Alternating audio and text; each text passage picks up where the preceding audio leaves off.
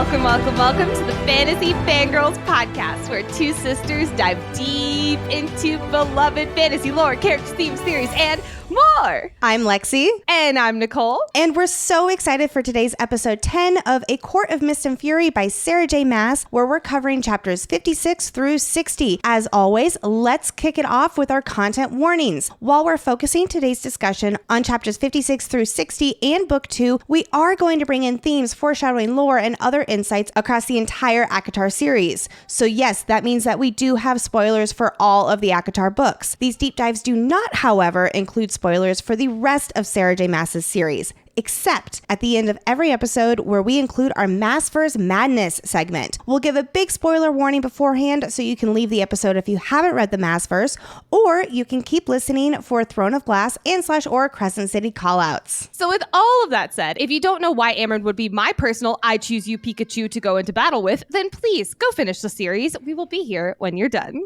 Next up, we at Fantasy Fangirls are adults who say adult things about adult books. In other words, friends, this podcast is rated R. You know what gets Rhys and Feyre all hot and bothered and rip-roaring ready to go?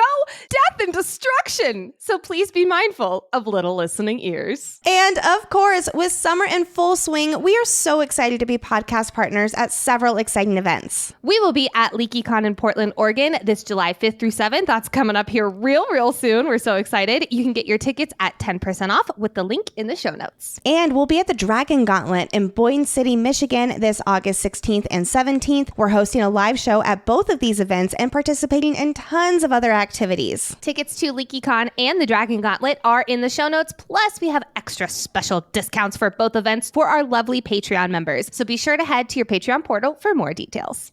Speaking of which, if you love Fantasy Fangirls and this ACOMAF journey we're on together, if you want more content, more community, more events, more of everything, please check out our Patreon. We have 2 membership tiers that you can join. The Valkyries, which includes access to our Boppin' Discord, live Q&As from Lexi and I, community events, book club, promo codes for live events, plus a 20% off discounted and exclusive merch store. That is all for $5 a month. Or you can join the High Fae, which includes everything from the Valkyrie level, plus early access to ad-free episodes, our full episode outlines, and special voting privileges. That is all for $10 a month. Basically, our Patreon is the best group of people. We cannot express how much we appreciate each and every single one of you. Join the party at patreon.com/fantasyfangirls. The link is also in the show notes, and really and truly, thank you so much for supporting us as we've turned this podcast into so much more. And now it is time to murder an Adder Bartok. As always, Nicole's going to open this discussion with a summary of what happens in chapters 56 through 60. So gather round, friends. We need an Inner Circle Debrief. Chapter 56. Rhys and Feyre return to the Illyrian camp, and needing to work off that chafing mating bond, Cassian and Rhys pummel each other into the ground. Meanwhile, Mor welcomes Feyre into the family. I would much rather prefer Feyre's welcome versus Rhys's. The crew winnows back to Velaris, and the Inner Circle all vow to serve and protect Feyre. But Feyre is like, why can't we be friends? Both is good. But Rhys is like, can we get back to politics, please? So after dinner, our crew flies back to the Mortal Lands, ready to make some mistakes. Chapter 57. Only 2 queens show up to this party, though. Mor brings out the main event, the Veritas Orb, and begins to show them Velaris, much to Feyre's instincts' dismay. But the queens are unimpressed. They deny them half the Book of Breathings, but someone's got the sniffles. The Golden Queen drops a handkerchief and picks it back up.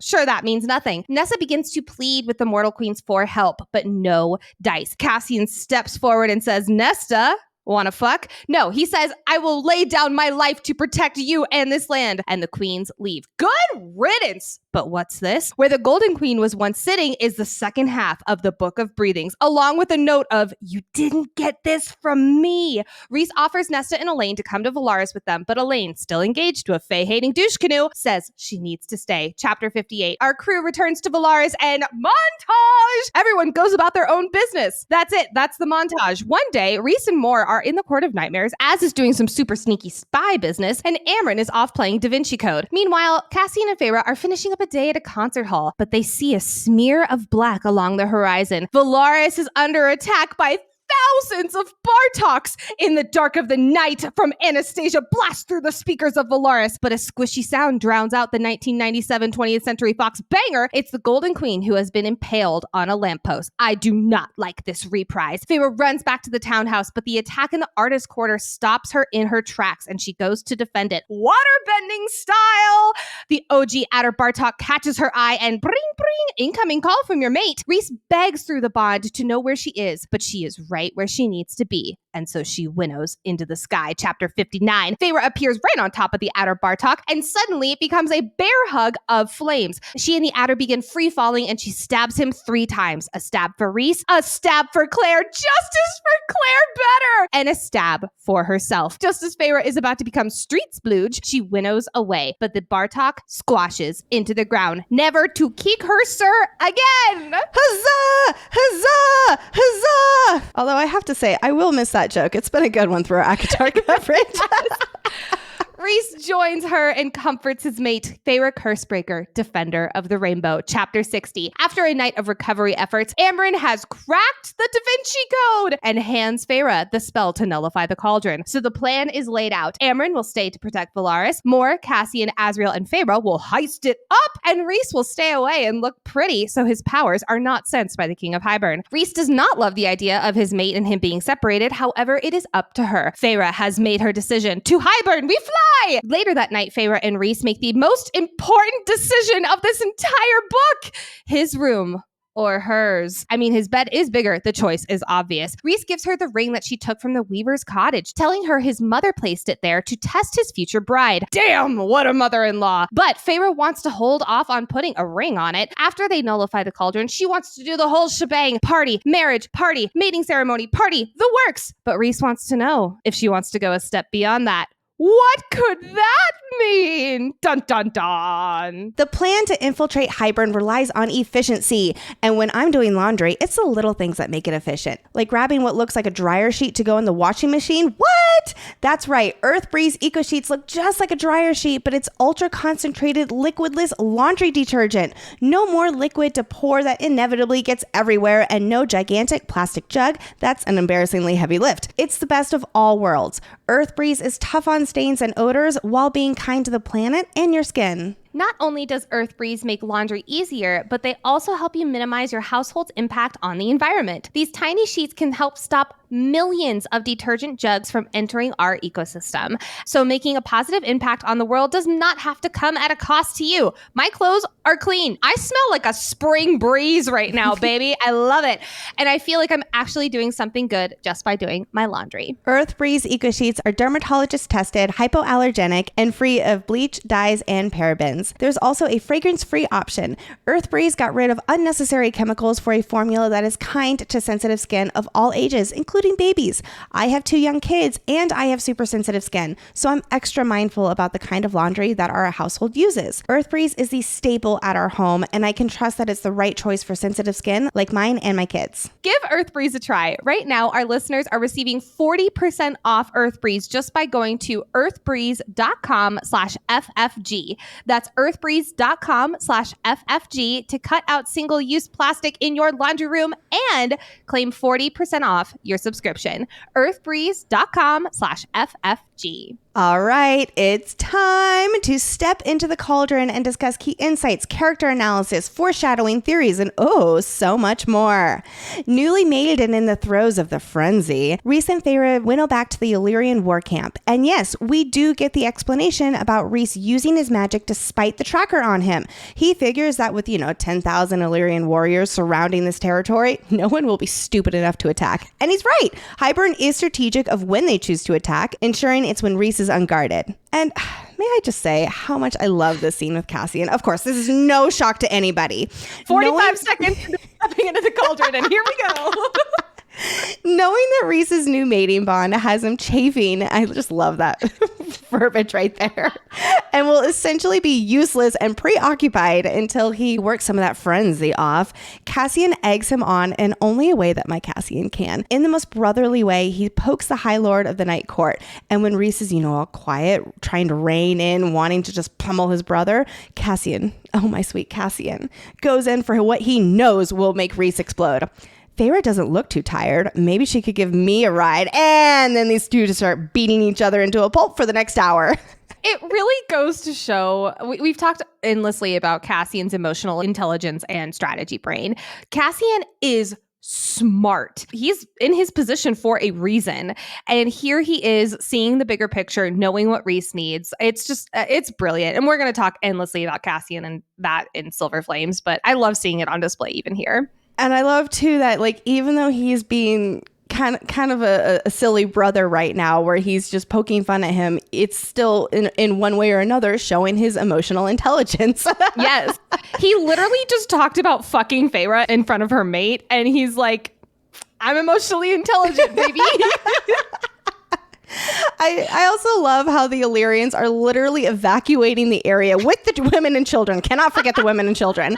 Taking off into the skies to just stay as far away from these two great and powerful Illyrian warriors. And it's all because Rhys is too horny to think straight. Which goes to show how much influence this primal instinct that is biologically ingrained in him has. We talked a lot about that last episode, about mating bonds and the biological component of it. He literally can't control this. Feyre thinks, quote, I've seen him mad, but I've never seen him so feral. I love this language here because not only does it go back to that primal nature that mating bonds really are for the Fae, but also just anytime the word feral is on the page, I get so excited. That actually reminds me, I need to make a feral emoji for the Discord today. That's good. Adding that to my calendar. But also shouts to Rhys because Feyre is worried he'll need a month or even a year to adjust because of how much power is roiling inside him. Yet he's pretty much good to go after this. You know, after he and Feyre have some fun on the kitchen counter, they have way bigger issues to focus on. They got to keep moving on, keep pressing forward, baby. Do we think that Moore told Cassian while Feyre and Rhys were off in their frenzy about them being mates? Because obviously Cassian does know when they come back. Or did Rhys tell him when he was still injured and in Windhaven, and he explained, that's like Rhys explaining why Feyre just often left? Or do you think that Cassian just like finally was like, oh yes, I've been guessing for a while, stamp, this is accurate? I feel like Rhys told him in the vaguest way, since Cassian would have been distraught that Feyre just left Rhys there in the mud, and then and he's like, what the hell is going on? You know that he was demanding to know what was going on. So I think that Rhys could have told him in a very vague sense of what happened, and then Cassian, having already assumed that this was the case, he was able to put all the other pieces together. Or more, you know, she might have told him after she returned from dropping Feyre off at the cabin. But like I said, Cassian did already suspect it. So he's figured for a while, so it wouldn't take that much to put all the pieces together from a very vague hint, whether that was from Rhys or Moore. I do think it was not Moore, because I think she would have respected the fact that this is Rhys / Feyre's secret, quote unquote. I can see that. Yeah, that's true. So I could definitely see door number one that you're saying, where Rhys told him very vaguely. Or, I mean, Rhys was also injured and not in a great headspace. He was like pleading for Feyre when she and Moore went away. So I could also have seen him be like, or like even him looking at Cassian and being like, you know why. And then that was the confirmation. Exactly. Yeah. Meanwhile, as Cassian goes toe to toe with a feral Rhys to make sure that they can focus on these bigger issues, Moore says the most beautiful words Feyre has ever heard. Welcome to the family, Feyre. And with that, Feyre is part of a family she never knew she needed. We've, of course, talked extensively about how much this found family has supported her in her healing journey and discovery of self-identity. So I'll just say here how beautiful it is that this part comes full circle and we all get the warm and fuzzies. When they winnow home to Velaris, Feyre and Rhys walk hand in hand into Lexi. Where do you think they walk hand in hand into? Oh, I have a guess, but go ahead and tell everybody, Nicole. The dining room, of course. Quote, and as one they stood, as one they looked at me, and as one they bowed. And it was Amren who says, we will serve and protect. This is quietly / not so quietly one of my favorite moments in the entire book.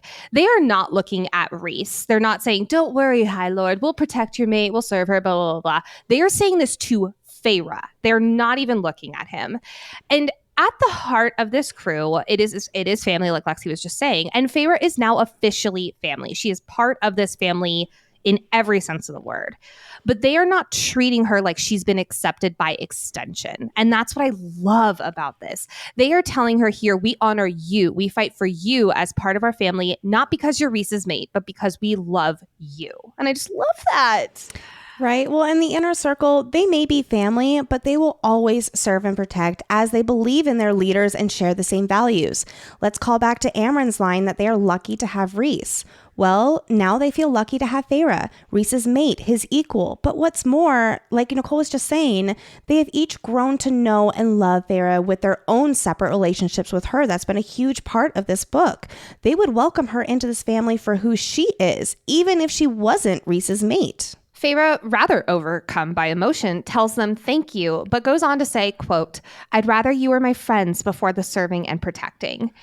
I immediately go back to the last time that people in a High Lord circle were sworn to serve and protect her. All we need to do is think back to the time with Tamlin to know why this is her first reaction, why these are her first words she's saying. That is also just who Feyre is. It's not because of Tamlin here, and I don't even think she's thinking that. Feyre, even back at the Spring Court, I'm talking like back in ACOTAR, like early ACOTAR, if someone was trying to serve and protect her, she would have been like, fuck you, I'm going off to see Google Suriel. Like, this is what I'm off to do. But I love here how quickly she lets it go with the family. And she's like, you know what? You're right. This is the serving and protecting, but you are also my friends too. And she's finally seeing that there is allowed to be both rather than black and white, one or the other. Yeah. And the love that this family has for each other really shines through this short scene. There's Amren, who compliments Feyre about killing some Hybern beasts. Then we have more joking about Feyre saving Rhys's sorry ass, to which Feyre joins in the friendly fun.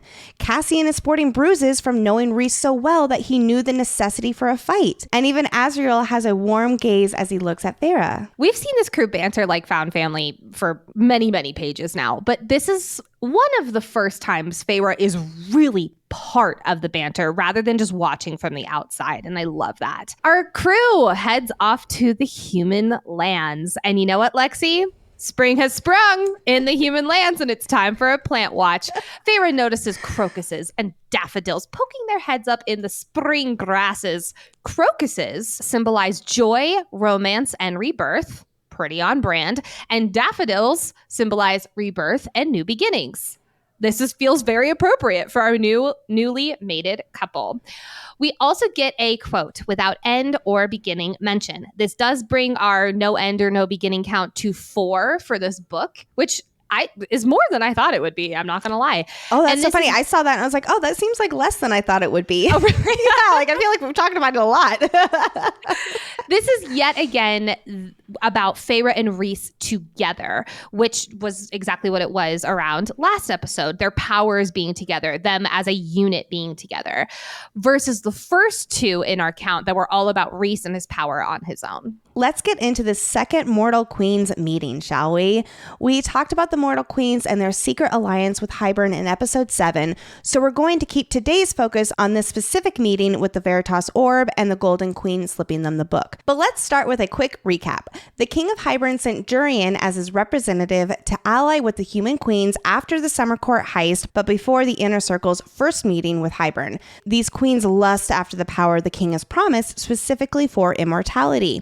And they sent the 6th queen, Vasa, to a death god to get her out of the way because she did not like the agreement with Hybern. These queens then went into the meeting with Jurian's whispers top of mind, where he told them how the Night Court would say they want peace and good, but they're really trying to trick the mortal queens because they're actually wicked and cruel and cunning. In that last meeting, and indeed in this one, at least from the ancient queen's perspective, they never planned on handing over their half of the Book of Breathings because they've already made their choice to side with Hybern. So at this point, meeting the Night Court to see their proof from the Veritas Orb is really just collecting information to pass back to Hybern. Rhys is unable to look into their minds and learn any of this because doing so might in and of itself trigger the magic protecting their half of the book and dissolve it. So he, as well as the rest of the Inner Circle, truly do have to play by the rules with absolutely no magic. Plus, at this point, he probably can't use his magic because he's still got the tracker on him. When the queens first noticed Rhys and Feyre's connected hands, quote, this is the Golden Queen, her red lips twitched upward as she claimed the seat beside her companion. I love this moment of her smiling, seeing Rhys and Feyre finally together, knowing that it was the love note that Rhys wrote that made her heart soften and made her decide to give him the second half of the book. The old queen mentions how they debated for a while whether they should come at all to this meeting, given the insult from Nesta was unforgivable for 3 of the 5 queens. First of all, this is rich, given the fact that they are betraying them as they fucking speak and have been with Hybern for months. Secondly, though, is this true that the other queens didn't come back because of the insult? The other queens knew that the Night Court was about to give up a huge secret or huge intelligence, given the fact that they're working with Hybern. You would think that they would be like, this is good. Like you were saying, this is good information that we can bring back to our overlord. So why would they not come to this meeting knowing what was going to be shared? I think that they knew that this meeting would not sway them whatsoever. So I assume that they didn't feel their presence was required and it would essentially be a waste of time. Yes, this is great information, but let's be honest, the mortal queens don't care about they don't care about Velaris. I wouldn't call Hybern their overlord. I would call him more of their ally, but not even in the way that Hybern is allied with other territories on the continent. There's not an official alliance there. It's more of a secret backdoor one because they have what they need from him and he's promising them something in return essentially for their cooperation. So fair. So I don't think that the other queens care. And also continuing off of that, I wonder if the Golden Queen even persuaded the 3 other queens that their presence wasn't necessary, so there would be fewer eyes on her sneaking the Night Court the book. Like, that's kind of my headcanon. I like that. But bottom line, I do not think the other 3 didn't come simply because they were too gravely insulted last time. Could they not want to deal with Nesta and the Inner Circle again? Absolutely. Or like Thera thinks, are they trying to sow discord between our group? That's likely part of it, but I don't think for a second that those are the only reasons. It also might just be a nice dig at the Night Court. They aren't important enough or worth their time to get all of the queens' presence for a second meeting. So yes, at this meeting, there are only 2 queens, the Ancient One, aka the eldest and the meanest, and the golden-haired queen, Demetra. And spoiler alert, the meeting, seemingly, does not go any better than that first meeting as the 2 queens put up a united front of cold indifference for Prythian and for the Night Court's goodness. The Golden Queen is putting on quite the show that they and Fae are 2 very divided people. Quote, our people do not invoke a cauldron. Our people do not have magic. The way I see it, there is your people and ours. Then she really twists the knife and says Feyre is little better than the children of the blessed. It's ironic that the queens will rely on the cauldron to make them Fae, change them from this R language to exactly what she's accusing Feyre of. But, you know, the Golden Queen's personal motives aside, we have to wonder if the mortal queens already know about the cauldron being the answer to their wishes for immortality. I do love how Rhys drawls, quote, is there any point to your questions other than to hear yourself talk? The answer is no, and that is the point. But it wasn't for herself to hear her talk. It was for the Ancient Queen to hear her really lay it on thick that she hates these people. She doesn't trust them. She firmly sides with the other queens and therefore, unfortunately, Hybern. Ma'am, you're giving a very persuasive performance, but hey, that's kind of the point. Oscar to Demetra. That's what I vote. Now, before Rhys and co. officially offer up Velaris on a silvery orb platter to them, let's take a quick moment and recap why they are taking such a huge risk here. Yes, Rhys's ancestors have fiercely protected Velaris for literally thousands of years. But as the queen said in their last meeting, they do not believe that he has good intentions / is a good person, full stop, because of the High Lord's mask that he's been wearing for 500 years out of sheer necessity. So he has to do something hugely impactful to get them to trust Rhys enough to give him the book. Which, speaking of, this is not just to get half of the book. If Feyre does not nullify the cauldron, something that can only be done with the assistance of the 2 halves of the book, Hybern will take down the wall, he will take over Prythian, and then he will take over the continent. like evil villain take over the world meme, insert it right here. We are talking about hundreds of thousands of lives lost and the world as they know it ceasing to exist. So Rhys, always seeing the greater picture here, knows that this is a cost and this is a worth it cost in the grand scheme. And Rhys says into Feyre's mind as he feels her unease, as he feels her gut being like, don't do it, don't do it. He says, quote, if we do not gamble Velaris, we risk losing Prythian and more. He is theoretically aware of this exposure risk, but later in the stretch of chapters, when he does sacrifice the safety of Velaris and the lives of many innocent citizens, recognizes that he said he knew the cost, but it'll be an unbearable weight, and he'll regret when he gambles Velaris and then loses, unfortunately. I do want to have a little side note here because, you know, Rhys and Fae are talking into each other's minds. I love that they keep a little sliver of their mental shields open for each other to communicate. Like, that's just such a mate thing. I think that this is like the Daemati mates version of sharing your location with your partner. Like, that's the only thing I can equate this to. Now, this is all if the queens weren't working with Hybern. Now, obviously, that's what our crew believes, which Feyre gets this sense of unease during this meeting. She thinks, quote, no, it wasn't right not to show them, not to reveal the treasure that was Velaris, that was my home. I love moments when a character in a book who has magic is having this gut instinct that has nothing to do with magic. It's like, it's tapping back into that human side of them, basically. But sadly, Feyre's instincts were not listened to. Mor steps forward and shows them the Veritas orb. This orb fits perfectly within her palms, quote, as if her entire body, her entire being had been molded for it. Her eyes are described as not wholly of this earth, and her voice is both young and old, and it really takes Feyre aback because this is really the first time we are seeing Mor become the Morgan. It's really the only time we see her use her powers to this capacity in the series thus far. Mor says, quote, truth is deadly. Truth is freedom. Truth can break and mend and bind. The Veritas holds the truth of the world.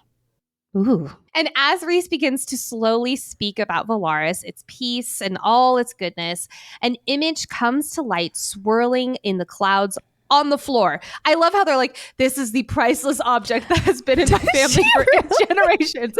And then she goes, and on the floor you go. It just makes me giggle. During Rhys's passionate speech about Velaris, the queens are so entranced by the vision, which, side note, I wonder if they saw that vision from the Veritas orb and wonder if they royally fucked up in allying with Hybern. I'm going to say no for the Ancient Queen. They've been promised far better than anything the Night Court could offer them, and they've made up their minds. Like, again, I do think that, of course, Velaris is a big deal. This is a total assumption, but I think that it's a lot more of a big deal for those in Prythian because people on the continent, there are cities, there are essentially at least human areas like Velaris. We don't know that for sure, but we have gotten several hints that Velaris is very unique for Prythian, but not for the continent. So again, I just got to chalk it up to, like, I don't think that they care nearly as much as Rhys and Co. because they are coming from a completely different world. The Golden Queen, on the other hand, I personally think she brought the book with her, but she waited until receiving this proof to officially decide to slip them the book. Yeah. That's in order to ensure that they indeed were worthy of receiving it and that they spoke the truth. Like, that's a huge thing for her to give over. And yes, I do think that the letter that Rhys had written about his love really propelled her, but this was the proof that she personally did need. Well, okay, so speaking of what you were just talking about, I do have a question for you in that case. If you were these queens, and I'm going to specifically talk about, like, if you were the older queen, and you've heard hundreds of rumors about Rhys from Hybern and how he's this bad, evil person, which is rich again. And Rhys showed you this peaceful city and him flying above it, saying hi to the people. I can only think of that scene in Beauty and the Beast where it's like, bonjour, bonjour. Like, oh, really? I don't know if I think of like a particular movie or something like that, where it's just like him like waving and the people looking up and waving back at him. And it's like, that's all. Like that scene from The Office where they're all like in the parking lot waving up at something more like that. Yeah. Oh man. Would you, if you were the older queen, would you see this and would it sway you enough to believe that he is good? Like, I take the Book of Breathings out of it. Would it just sway you enough to believe that he's good? That's a good question. I'll say that the only reason I would believe him is the added emotional context that the Veritas orb shows. The magical images are described as conveying love and the positive, heartfelt emotions that Rhys has tied to his city. So his love and protectiveness of it would mean just as much to me as the images of Velaris and the knowledge that it exists. That, and I'll also add his ultra mini download of why he dons this evil mask of the High Lord is what would convince me. Because after seeing Velaris in the Veritas orb, I, shock of shocks, would have a million questions for him. Yeah. And I would need a super condensed version of chapter 54. And he gives it in like a paragraph, which bravo to you, you know. That is some red penning. That is some Lexi level editing right there, actually. Is what that is. I don't think it would be enough to sway me. And like, I think earlier I would have said maybe, but you bring up a really good point at the fact that there are cities on the continent. Like, this is not new to them. I don't think it would have been enough to sway me. I think it would have been like, that's a cool city, bro. Like, that's awesome. Good for you. Yeah, and like I get that it's more of like the peacefulness and like the general, I'll say, innocence of the city that probably is unique because the ones on the continent, they aren't hidden, and so they don't have that same element. And that is what he is trying to convince them of is the importance of keeping the city peaceful. Yeah, it is, I don't want to say just a city to them, but I have to wonder. Well, I mean, I also want to look at like if this was a balancing scale of all of the evidence of him being an ass versus one peaceful city and people office style in the parking lot waving up to him. Like, that doesn't even the balance out to me, at least. And maybe that's just me being kind of a heartless Capricorn, but that's like... Well, and I do, again, like it's all about perspective because for Rhys, and I'll say probably anybody in Prythian, that would definitely work because it's like, holy shit, like you have a city like this? Well, Lucian is a perfect example. Exactly. Lucian gets there and he's like, children are laughing. Like, that is so inconceivable, but like inconceivable. with the queens, that's not shocking. Yeah, like, exactly. Anyway, we can debate this until we're blue in the face, but I think we're both in agreement. Yep. And the queens are, or at least the older queen, kind of sides with us. It's not enough to sway them to believe that they are royally fucking up by working with Hybern. All of this is to say they say that they need to consider, which Rhys is shocked at their response. And I do believe fully in my heart of hearts that Rhys was so sure this would work. He would not have risked this monumental of a thing if he was not 100% certain that this would work.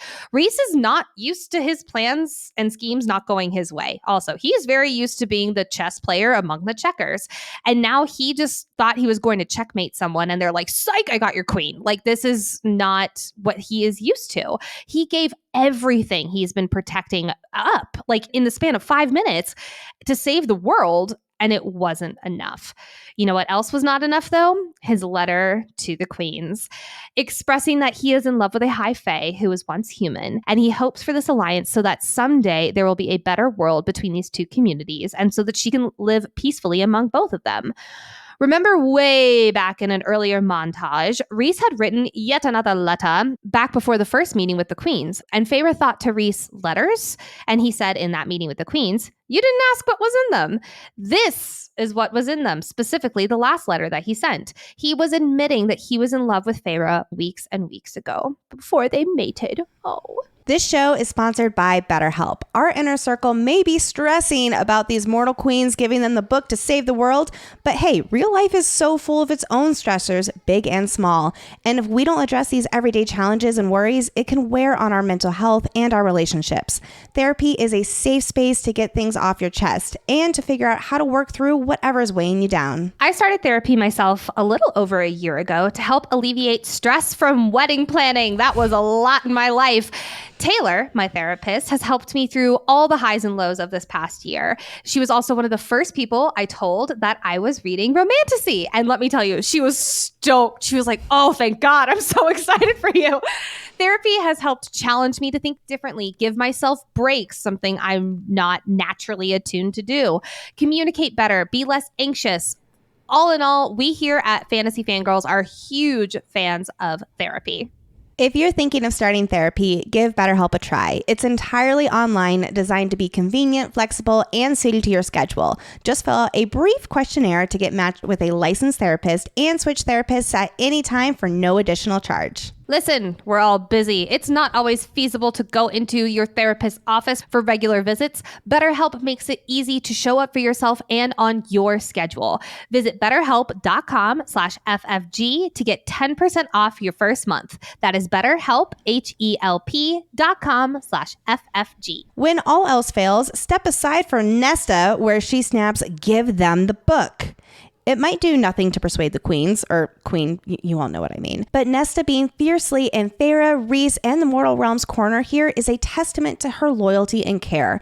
Does she show it with a hint of warmness or kindness? No, and we'll explore that way more in the coming books. But she has her own way of showing that she does truly deeply care, and this is it. She understands how desperate the Inner Circle is to get this book. She respects their dedication and perseverance, and she stands up for those who cannot fight for themselves. Nesta is not one who ever pleads, but here she does when all else fails. I also love how calculating she proves herself to be in this moment. We've known she is intelligent and observant, though it's on full display here in a manner we haven't really seen before. Quote, "You would need 10,000 ships. You would need an armada. I have calculated the numbers. And if you are readying for war, you will not send your ships to us. We are stranded here." I love how later Rhys acknowledges that intelligence and calculation. He gives her like a little subtle nod. He doesn't like her, but he definitely respects her a lot more in that moment. Yeah. I also want to point out this showing of how promising she is for war strategy and calculation. You can almost hear Cassian's dick getting hard in the background. Like you can literally almost hear it. Boing. Sorry. I don't have a response to that. Anyway, Nesta continues with a please, and Feyre notes that might be the first time she's ever heard that word come out of Nesta's mouth. Quick note that the next time we will hear that word from Nesta is when she's pleading with the King of Hybern for her father's life. Nesta will later become the Night Court's emissary to the mortals, but here she is unknowingly stepping into that role already to protect her sister, protect the innocent mortals who may not even realize that war is upon them. She may be cold, but we've slowly been learning as we get more page time with her that she is not heartless like we assumed she was at the introduction to her character back in the early chapters of ACOTAR. Cassian recognizes her despair because of course he does, the love of my life, and he gives one of his iconic speeches to her that just gives me goosebumps. They may be two very different people, but they both have that fierce loyalty and need to protect the innocent, and he is called to her specifically in this moment, especially as she pleads for help. First of all, hello mating bond, that him just understanding her like that. But also, I do have to add, he's just the best male ever who would do this for anyone, as he'll later confirm, except still, mating bond. God damn it, I love him so much. Quote, "I will stand on that battlefield again, Nesta Archeron, to protect this house, your people. I can think of no better way to end my existence than to defend those who need it most." And then he wipes a tear from her face. She may not vocally respond to his declaration to protect her, but the fact that she doesn't flinch at his touch speaks volumes. Again, this is Nesta showing her care for people in her very unique way. We should also note that they have touched before. They actually have already nuzzled and very nearly kissed. So this is not their first time being in that super close proximity with each other, which we know from the bonus chapter, Wings and Embers, which Lexi and I did not know existed until 2 weeks ago. We'll put the link in the show notes that you guys can read it because it's phenomenal. I'm kind of mad it was cut from the book because I feel like it offered a lot of insight, but I digress. But given where that chapter left off, with her kneeing him hard in the balls, the fact that this is the next time they're seeing each other and he's making this declaration to her, it's sweet. It's really sweet. Later, when Feyre and Cassian are back in Velaris after the theater, she brings up this exchange with Nesta, and she tells Cassian that Nesta will never forget that he offered to defend Elaine and her people. And she offers a little bit more insight into Nesta, how she would shred the world apart for those she cares about, and that she keeps up a wall to prevent herself from feeling too overwhelmed with simply feeling too much. I love how much this teases out for Silver Flames and gives a little more insight into the real Nesta, who so many of us will, quite surprisingly, grow to love. And it shows how deep her and Cassian's bond goes, even when she was mortal and living on the other side of the wall, supposedly not caring at all about Prythian or the Fae in it. We will discuss at length Nesta's character arc and how she is someone who feels everything. Right now, the weight of the innocents' deaths and the soon-to-be innocents' deaths, I should say, and the helplessness that they're all feeling under, it is too much for her at this moment. Like Lexi was saying, she couldn't verbally thank Cassian. She could only shed that single tear. I feel like Nesta is basically confirmed an empath. I don't know. We can debate that in future times, but she is someone who feels the emotions of everyone and everything, but she's so closed down and shoves them so much in Pandora's box that it's become a storm inside of her. And it takes a lot to make that storm boil over, even just so much as shedding a single tear. Wait, when you say boil over, that's not in like a rage or anything like that. No. Or just expressing what is inside of her, right? I'm talking like expressing an emotion like she did when Cassian brushed away a tear. Got it. Like okay, cool. That right there is a Nesta version of boiling over. Now, is it the mountaintop lakeside boiling over? No, that's a volcano coming. Okay, I think of boiling over as like her lashing out or rage or like that kind of. I think of boiling over when it comes to Nesta as showing a level of emotion. So that could be rage, or it could be a single tear, which is why Cassian's words and protection in them, that is what finally makes her go over the edge, even though it is just so slight. Because what did she want for years? She wanted her father to do fucking something and protect her family and protect her. War is not even at their door like poverty was surrounding them. And here is Cassian saying, I will lay down my life for you in the future. Now, during this exchange in front of the mortal queens, Mor's eyes are wide, quote, not with jealousy or irritation, but something perhaps like awe. Is Mor wondering if they're mates in this moment? I think so. Like it kind of seems initially like a stretch because, like I mentioned, I do think Cassian is such a Gryffindor that he would do this for most people. Though, of course, it is extra charged and impactful because this is Nesta. So I don't think that her eyes are wide in awe only because of Cassian. I think that it's because of Nesta's response to Cassian and then the unspoken words that are said between them afterward. The Ancient Queen and the Golden Queen leave, with the latter smirking with a perhaps in response to Mor pushing that they're going to say no when they deliberate with the other queens, which on a reread means something entirely different because in fact she, the Golden Queen, and only her says yes, but she has to be super secretive about it. So let's get into the Golden Queen purposefully and sneakily leaving the book behind. But first, let's back up a little bit more in this meeting. After showing the two Queens of Veritas orb and Velaris within it, Mor clears her throat and, quote, the golden one, as if Mor had barked, started and dropped an ornate lace handkerchief on the ground. She leaned to pick it up, cheeks a bit red. This is when Demetra dropped the half of the book, which, pause, this is a lead box, and she dropped a handkerchief. You'd think there would be some kind of like clunk, like something. But also I know that when she went down to pick up the handkerchief, that's when she like switched it with a book basically and put the book under her dress. So maybe there wasn't so much as a thunk there, but yeah, I think it was more of a shifting it from like under her skirts or something like that. And so her bending down to pick up the handkerchief was her shifting it from under her skirts, like a little shimmy. I don't know. I've always wondered how in the world this actually happened. And then I'm like, you know what? There are some things I just can't overthink and got to move on. We will overthink them though. I love that her cheeks redden a little bit because my guess is it's not from like embarrassment or anything like, oh, I dropped my handkerchief. It's from she's being sneaky. She's having her own secret. She's going against the other queens. It's the, all right, there's no turning back kind of cheeks reddening. You know what I mean? Yep, definitely. The queen does not show any of the signs of her siding with them or anything. And in fact, I think she actually becomes more of a bitch in the second half of this meeting after she drops the handkerchief. I don't know. She's just being a real bitch all her. Again, wonderful performance. Bravo. I do have to wonder if she doubles down a little bit more. And this is my crack theory. I think that she sees that the older queen is like, okay, this meeting is over. We've had our fun. And she's like, yes, let's insult them so we get to leave faster. Like, I think that she's being a bitch extra hard in the second half of the meeting so that they get to leave faster so that no one knows she betrayed them. Sure. Cool. I do want to note, because Rhys is barely speaking at all in the second half of the meeting. He's not fighting back or pushing on them, which is very unlike Rhys to do, because he did notice that she had dropped something. Maybe he heard a rustle of skirts and he shut up to get them the hell out, which they do, but not without expressing that they've already made up their minds and that no, they would not help them, basically. What lies beneath the space where the Golden Queen was sitting, though?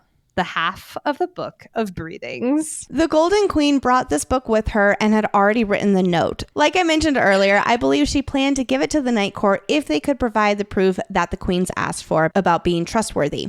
We'll never know exactly when she decided to give the Inner Circle the book, but we can guess that when she arrived for the first meeting, she was monitoring them in a way that the other queens most certainly weren't. And she guarded her reservations about allying with Hybern very well, as we saw from her performance even in this meeting. How exactly the other queens found out she took the book and gave it to the Night Court, we'll also never know.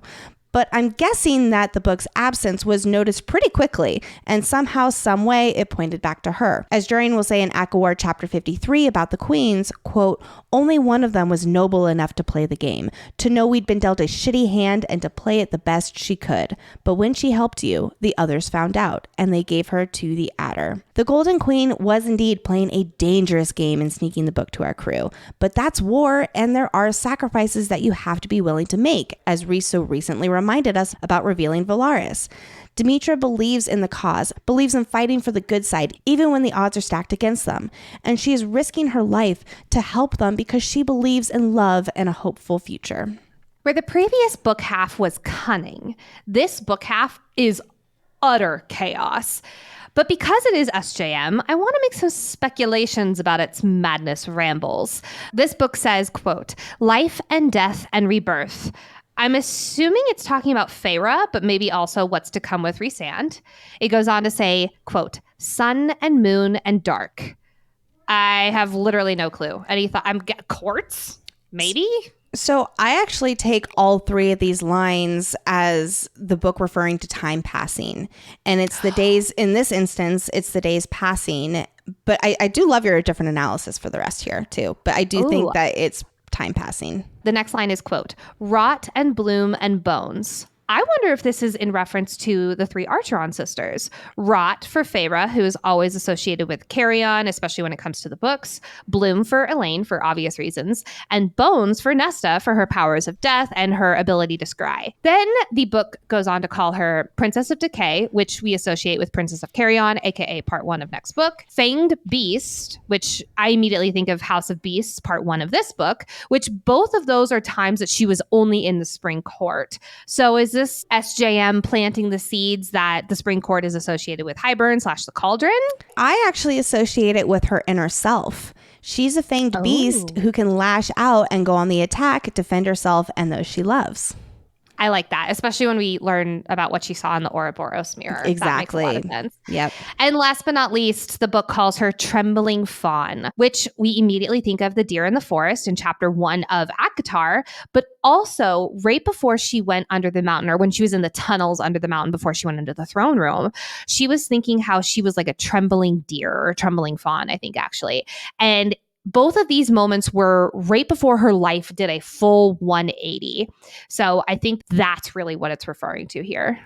I love how we have different analyses with this, because I thought of it as more of like being a trembling fawn. She is new in her powers in this world. So she's both a fanged beast in her inner self drive, and she's a trembling fawn still learning how to do all of this in the new world and her new body.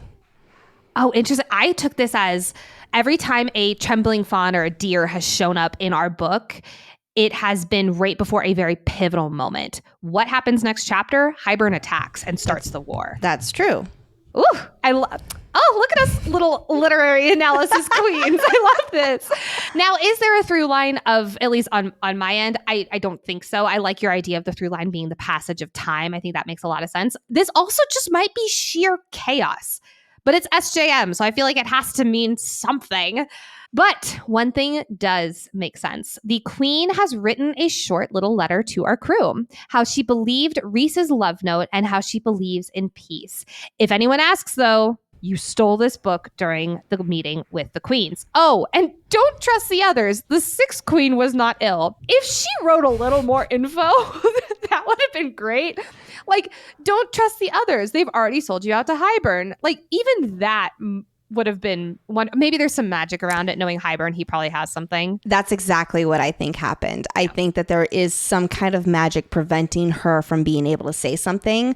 Or maybe that is how the other queens found out, was because there was some kind of magic that she did break, even though she was trying not to break it. I have no idea. I like that. Or maybe she's just having to be extra careful because she can't let this note get into the wrong hands.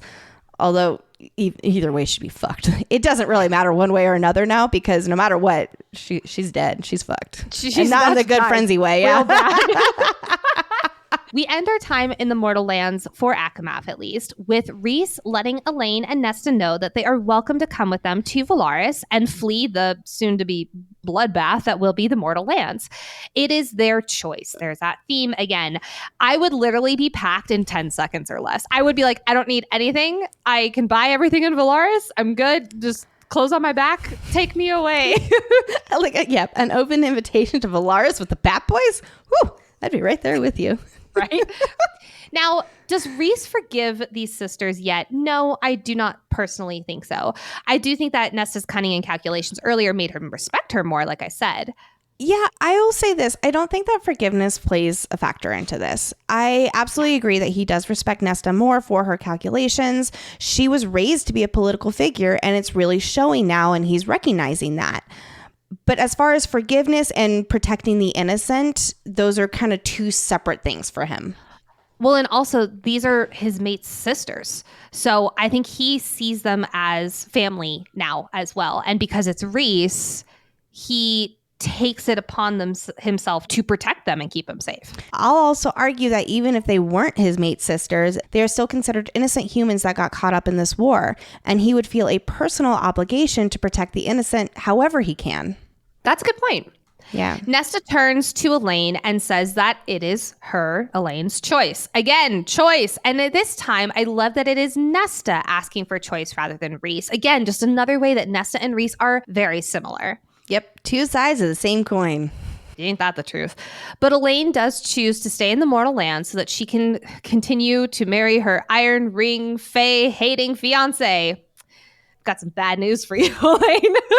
It cannot be understated that Nesta is willing to go to Velaris, a place she said she would never step foot in because of her prejudice against fairies, if Elaine wants to go. Like you said, it truly is all about choice for her, to those she deeply cares for. Despite the fast approaching war, Elaine wants to stay optimistic that she will get her wedding and a happily ever after, especially now that they have the book. I'm guessing that while not naive to what's looming ahead, she is hopeful that the worst of it will cease now as she clings desperately to her love and her future she has been so looking forward to for months and months.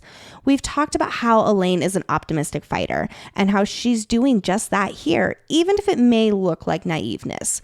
Maybe we would choose differently because we all have the context or are simply crushing on these bat boys, but she's choosing to stand their ground on home turf and trust that the future will allow a wedding, a future with her love to carry out like she's been intending before their worlds got turned upside down. And lastly, to wrap up this chapter, Nesta says with a bowed head to Feyre, "That was why you painted stars on your drawer." Shivers down my spine. We've talked at length about why Feyre painted the night sky as her own representation for her drawer. And to hear Nesta understand with such clarity brings just the biggest smile to my face. She reads between the lines in a way few others do. She is very observant and had bluntly said that Feyre was part of another court during their first meeting following her being made Fae. Now, Nesta understands that her sister is with her mate, her person who says, quote, "My home is your home. Its doors are always open to you." While the circumstances were very different, Tamlin didn't make this kind of declaration and went about taking care of the family in other very generous ways.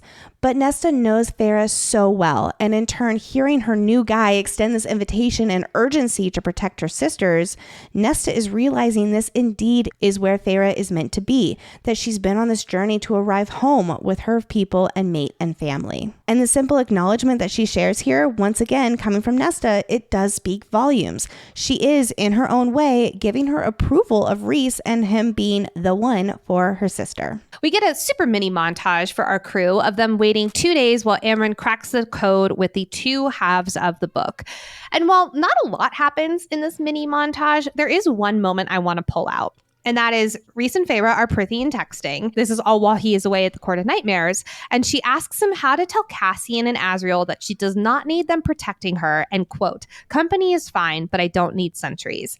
To which Rhys tells her that she doesn't, meaning she doesn't tell them that they need to skedaddle. They are her friends and they will protect her on instinct. I want to just take a quick moment and highlight how this is extremely different from the Spring Court circumstances. Number one, she has freedom to go literally anywhere. That cannot be understated.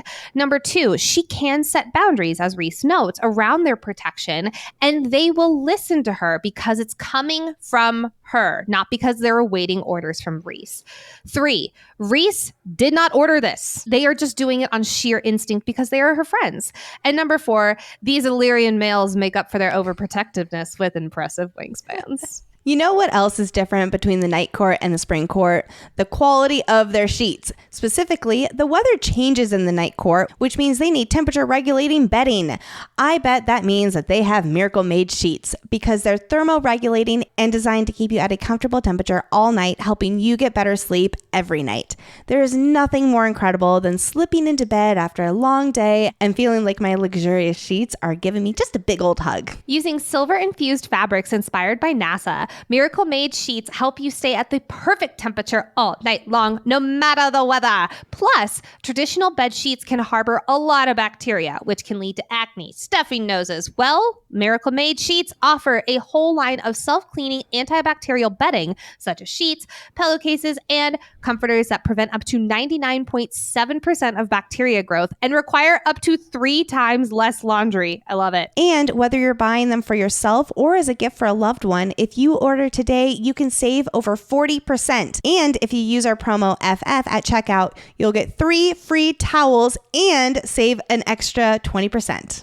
Miracle Made is so confident in their product that it is backed with a 30-day money-back guarantee. So if you are not 100% satisfied, you get a full refund. Upgrade your sleep with Miracle Made. Go to trymiracle.com/FF and use code FF to claim your free 3-piece towel set and save up to 40% off. Again, that is trymiracle.com/FF to treat yourself. Thank you so much, Miracle Made, for sponsoring this episode. All right, it is time to get into the attack on Velaris. It's crazy that this is really our first battle scene in our ACOTAR deep dives, and whenever we cover an action-packed sequence like the attack on Velaris, we like to walk you through it because in the midst of reading, we can all get a little disoriented. I am looking at you, Empyrean series. Following a lovely afternoon performance at the amphitheater. I love a city that appreciates its arts. Velaris, I'd move to you in a heartbeat. Cassian and Feyre's conversation about Nesta is cut short by a tremor in the Sidra River. In hindsight, we understand that this tremor was the king of Hybern wielding the Cauldron to break the wards surrounding Velaris. On alert now, Cassian activates his siphons, which cover him in scaled black armor. So cool! I need to describe this because for whatever reason, on all of my previous reads, siphon magic just did not click. Me too. Brain. So as Cassian taps the siphon on each of his hands, like Lexi said, large scaled black armor begins literally unfolding, covering his body in a second skin. Later, Cassian will lift his hands up into the air and a red light will explode out of the siphon and create a large domed shield surrounding Velaris. Like, this is so cool. All I can think right now is it's like Iron Man meets Black Panther. Yes. Yes. Exactly. From the sea, the Hybern aerial legion heads straight for Velaris to attack the suddenly unwarded and unprotected city. Cassian notes that there is no Illyrian patrol that's supposed to know about Velaris. And while that makes absolute sense, it does call into question how many people who know about Velaris, it's restricted to the residents of Velaris, how many of them are equipped to protect themselves and defend the city? Is it only the Inner Circle? Like, what about the other high fae and fairies that live in Velaris who have power and maybe want to train to fight? Do they have the opportunity to? Considering how much Cassian and Rhys want to train the Illyrian females, I guess I would have thought that they would extend some kind of opportunity to hone skills and any powers to any resident in Velaris that wants to take it. My guess is there are some, but not many. Because in Frost and Starlight, there's mention of people going to join the battle against Hybern in ACOWAR, but there's no mention of them having training, and they all die. But that's not really saying much because the war was there was a lot of casualties. Yeah. So they did join because they felt like it was the right thing to do, but we don't have any concept on their level of training. Right. And you saying that, they joined because it was the right thing to do, that is a very Velaris thing to do. Protect the innocent, do the right thing, and contribute to saving the city. But again, that doesn't mean that anyone is trained to do that. Velaris is a place we would all love to live. I know I would, and it is put on a pedestal as a city of peace and innocence, joy and freedom, creativity and aliveness. But because it has lived in hidden and isolated peace for 5,000 years, I have to call out the ignorance here. Yes, with the residents, they knew about Amarantha's reign and were sympathetic to the outside world. But I'm willing to bet there had continued to be a feeling of safety and comfort where they reside. But what's more is Rhys and the Inner Circle's unawareness, or I don't like using the word ignorance, but it fits here. Kinda. And I say all of this with love in my heart for every single one of these people. That even after telling the Mortal Queens about Velaris, the Inner Circle did not take extra precautions to have someone with power and defensive skills to protect the city. Cassian just happened to be right there in the city that day, and he was all alone protecting it for that first bit before the rest of the Inner Circle arrived. Yes, they did arrive quickly, but the fact that they literally had no one on alert to protect the city after they shared this huge secret, was there really no one else? Why don't you? Was there really absolutely no one else equipped to defend themselves, their fellow citizens, and the city? I'm sorry. I don't mean to rub salt in the wound. I know I'm being Captain Hindsight here. It's just something that we have to recognize, that as wonderful as the Inner Circle is, they got complacent in relying on Velaris never being able to be touched, even after they told the Mortal Queens, who they already did not trust, on instinct. As the winged Hybern attack approaches, Cassian insists that Feyre go back to the townhouse. Yes, he knows she can fight. He's been training her himself. Yes, he knows she can hold her own. She already has multiple times. But only pages ago, he promised her that he would serve and protect. If there is a way to protect her, especially from an onslaughter like this, where he has to focus on protecting this entire city all on his own, cannot emphasize that enough, he's going to tell her to get to safety, hand over the Illyrian fighting blade so that she can protect herself, as he has to trust her to get back to the townhouse. Really quick, we should note, yes, Amren is in Velaris, but she is so laser focused on the book right now. She is not on high alert like Cassian is in this very moment. Our crew does assume that the townhouse is still warded. I suppose that is because those wards are specifically targeted for the townhouse and from Rhys and only Rhys. So while yes, the Velaris wards are from him too, they're also of ancient spells and magic, which the King of Hybern knew how to target and then use the Cauldron to break. So that's my only explanation about why Rhys's wards within Velaris still work. That they were specifically for the townhouse, that they were specifically from Rhys and only Rhys, while the Velaris wards are a little bit more ancient, so to speak. Yes, agreed. To nobody's surprise, Feyre won't hear of running straight for the townhouse, at least not yet, because who else is going to narrate how badass Cassian is being by being the only one protecting this city? Have I mentioned this yet? I don't want anyone to forget him in his glory here. And Feyre's body is also just strumming with power. Good thing too, because these Hybern forces are just like the Adder, bat-like and long-limbed with razor-sharp teeth. Plus, they're carrying the high Fae Hybern soldiers. The Adder army is arriving on a fell wind. It's almost like the King of Hybern is using his magic to get them in swiftly, or they're riding on the shockwaves of the Cauldron collapsing Velaris' wards. They're shooting ash arrows down on the city's screaming citizens. It's absolute chaos. Cassian's hard shield in the sky above the city is feeling every impact of the flying Bartok slamming against it. But oh no, they're holding the gauntlets of the same bluish stone as the chains that nullified Rhys's power. I hate Hybern so much, but this was actually a really smart move, and I have to give credit where credit is due. Who am I talking bad things about Velaris and praising the King of Hybern right now?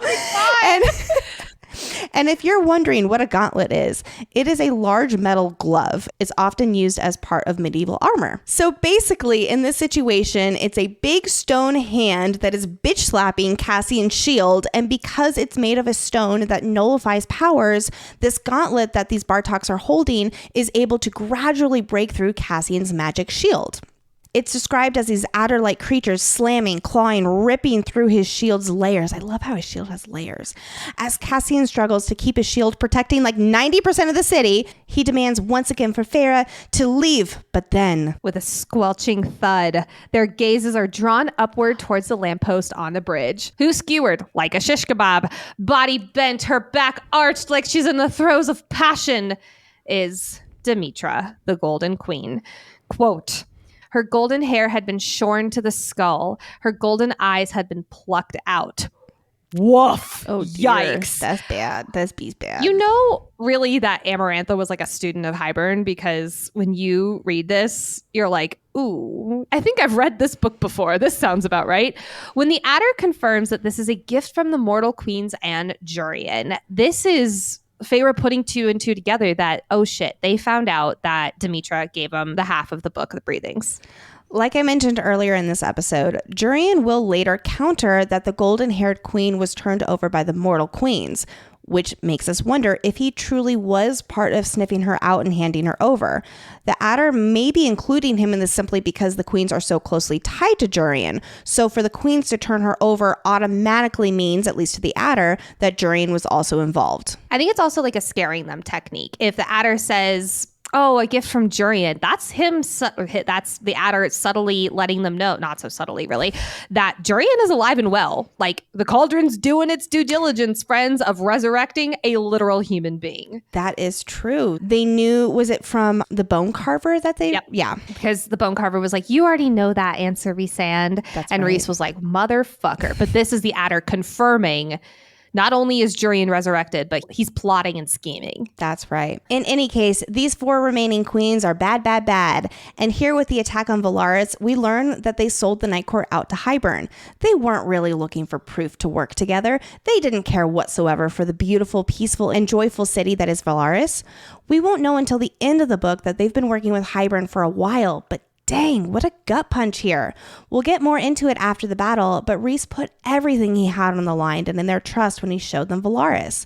It cannot be understated how big of a deal that was, that he shared this secret with them in an attempt to save the world. For it to backfire like this, it's heartbreaking, plain and simple. For the citizens of Velaris now running for their lives and for being killed, and for Rhys and his inner circle who have had to sacrifice so much to keep this city safe, and for the Golden Queen who did what was right despite the risk to her own life. Speaking of that queen, though, she lives? Kind of. At least she's still twitching. Feyre starts to run to go and save her with her healing magic after forcing Cassian to join the fray of the battle.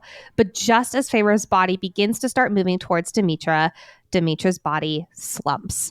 Quote, and from wherever in me that power originated, I felt her death whisper past.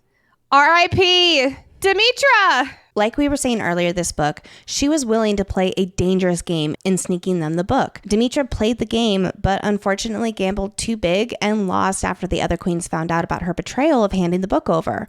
Her death was not in vain. Despite her careful precautions, we can assume that Demetra knew the risk of sneaking them the book.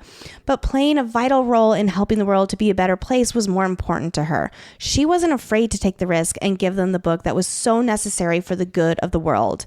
And for that, we will always love and respect you, Golden Queen. Your lion's heart will forever shine. Also, Nicole, how did you not bring up Claire once in this whole part? You find a way to insert Claire in chapter 54, but not in this? Okay. In my defense, I did look up because I was like, wow, like, damn, shaving off all of her hair, plucking her eyes out, like, that's fucking cold. I was like, I wonder what the comparison is between that kind of torture and Claire Better's kind of torture. And then I looked up all of Claire Better's torture, and I'm not going to lie, it was a lot worse that I was like, I don't know if I want to bring this up again. So I searched it. I just didn't put it into the outline because I was like, I'll give people a break. Well, we'll never forget you, Claire. Now you have a friend up in the heavens to, connect with. Actually, there's probably way more than just the two of you who are tortured in that way. Like, there's a whole group of you. Oh, God, I can't. Oh, my God. Oh, man, we're getting a little too dark here. It's terrible. As much as we mourn the Golden Queen and salute her courageous heart and sacrifice for the greater good, let's turn our attention back to Cassian and Feyre. Feyre finally starts running toward the town home with the intention of bringing as many Velaris citizens inside for shelter as she can. But she realizes this is not an attack to sack the city. It is an extermination. Did the queens convey to Hybern the love that Rhys feels for the city? That attacking here would get him right where it hurts the most? To send a message directly to Rhys that his beloved peaceful city can and will be destroyed and exterminated? Possibly, probably. And Feyre narrows her sights on the Rainbow of Velaris, the artist's quarter, the beating heart of the city. And it is bathed in blood, as if the queens had told the Hybern forces where to strike, where in Velaris would be the most defenseless. Earlier, before running towards the townhouse, Feyre mentions how she is so panicked that she doesn't even trust herself to winnow. But as soon as she sees the bloodbath that is the rainbow, that frantic energy, that frantic panic turns into quiet, laser-focused wrath. I also love how fitting it is for her to be the one to go to the Rainbow of Velaris and defend it. It is the place she had previously been nervous to step into because it reflected her inner self and she wasn't ready to face it. Now she is so sure of herself. This is her home. These are her people. And while she hasn't spent much time here in the artist's quarter yet, this is her safe haven and like a mirror for her, representing her at her core, her artist's soul. It is so poetically beautiful that this is where she defends, and defend she does. ACOWAR isn't super fresh in my mind right now. I'm actually just starting to read it, so I may eat my words here later, but I feel like this scene is where she owns her powers in a way that we rarely see in the rest of the books. Your memory is correct. There are a few little moments in ACOWAR. Like in Adriata, like the attack on Adriata for sure, but... That and then also at the High Lords meeting when she's attacking Baron. Yes. But never like this. It is never water wolves dancing through the streets again and rising up with wings and then surrounding Bartok adders and making them smash to the ground and break in 1,000 pieces. Like, I'll discuss my gripes with ACOWAR. This is truly one of my only gripes with that magnificent book, is that we do not see Feyre in this capacity in that book, which is, I think, a huge shame. So let's just bask it all in right now. Feyre is driven by love for her city and hatred for the attacking Hybern forces. She winnows, there it is, that winnowing, and uses her Illyrian blade to cleave through their heads. The Sidra answers her call to arms, and she forges its waters into wolves that drown the soldiers. When the Hybern soldiers take to the skies, she turns the water into eagles, falcons, and hawks, oh my, to slam into their bodies and drench them. Feyre turns the water, coating them into the coldest ice. Dry ice, maybe? Literally freezing them up in the air and causing the winged creatures to fall and shatter on the cobblestones. All that magic practice, all that healing journey has come to this, defending her city, her people. Now, I do want to say, we have to remember that she has spent a lot of time over these last few months exploring the streets of Velaris. Most of it did happen off-page for us readers, but she has grown to know and love the city and its people, priming us for the ending's reveal that she becomes High Lady of the Night Court. This right here is why she is, without a second thought, willing to go into the heart of the battle and defend these people and all that they know and love. And a lot of that growing love and appreciation for the city it did happen off page as she was learning about it and exploring it. Meanwhile, while Feyre is earning her title as Defender of the Rainbow, let's turn our attention to what the rest of the Inner Circle is doing to defend the city they love so dearly. Because yes, the rest of the crew has finally arrived. No shots at them, I promise, just continued pride in Cassian for holding down the fort for the first part of the attack. Cassian and Azriel are both in the skies, shooting arrows of red and blue light pew pew at the adder creatures while maintaining strong shields that slam and sizzle into the Hybern forces, causing them to die with only the gauntlet hands left to clatter to the ground. Cassian and Azriel are holding the river and the majority of the city. And then we have Amren, who is a badass, capitalize and underline badass. All she has to do is point and soldiers fall, slamming into the streets, thrashing, choking, clawing, and shrieking. We'll learn soon enough that she is spinning illusions into the soldiers' minds, making them believe they have fallen into the Sidra and were drowning, or that they were flying 1,000 feet above when they were really just a few feet from the ground and needed to dive fast only to splatter head first. For the cruelest soldiers, she unleashed their own nightmares within their minds, and they literally died of terror. Good riddance. And then some of those she sent her dark power after just disappeared entirely. Bottom line, don't get on Amren's bad side. Seriously though, after just hearing about how powerful and terrifying she is all book, it's so cool to see that on display here finally. Of course, we also cannot forget Rhys and how he is defending his city. He's described as, quote, death incarnate, night triumphant, as his darkness devours the world, where the soldiers in its path don't emerge again. Let's jump back to Feyre defending the Rainbow of Velaris, because a figure catches her eye.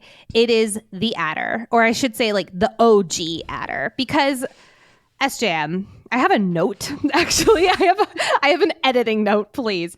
I get why in book 1, the Adder is named the Adder. It's exactly what he is. Feyre didn't know any better under the mountain. She was a human, yada, yada. I'm also assuming that maybe he just doesn't have a name. But there is an entire army of adders and / or adder-like creatures. And then she sees the adder. It just gets a little disorienting. However, this Bartok, or as Lexi likes to call him, the omelet buffet, is retreating into the sky, heading back to Hybern. Feyre throws her water eagle, hawk, falcon, flamingo, ostrich, insert bird creature buzzard here, but he is moving too quick. And no one else sees him escaping back to Hybern except for Feyre. Right as she is laser focused on the retreating adder, Rhys's voice sounds in her head asking where she is over and over.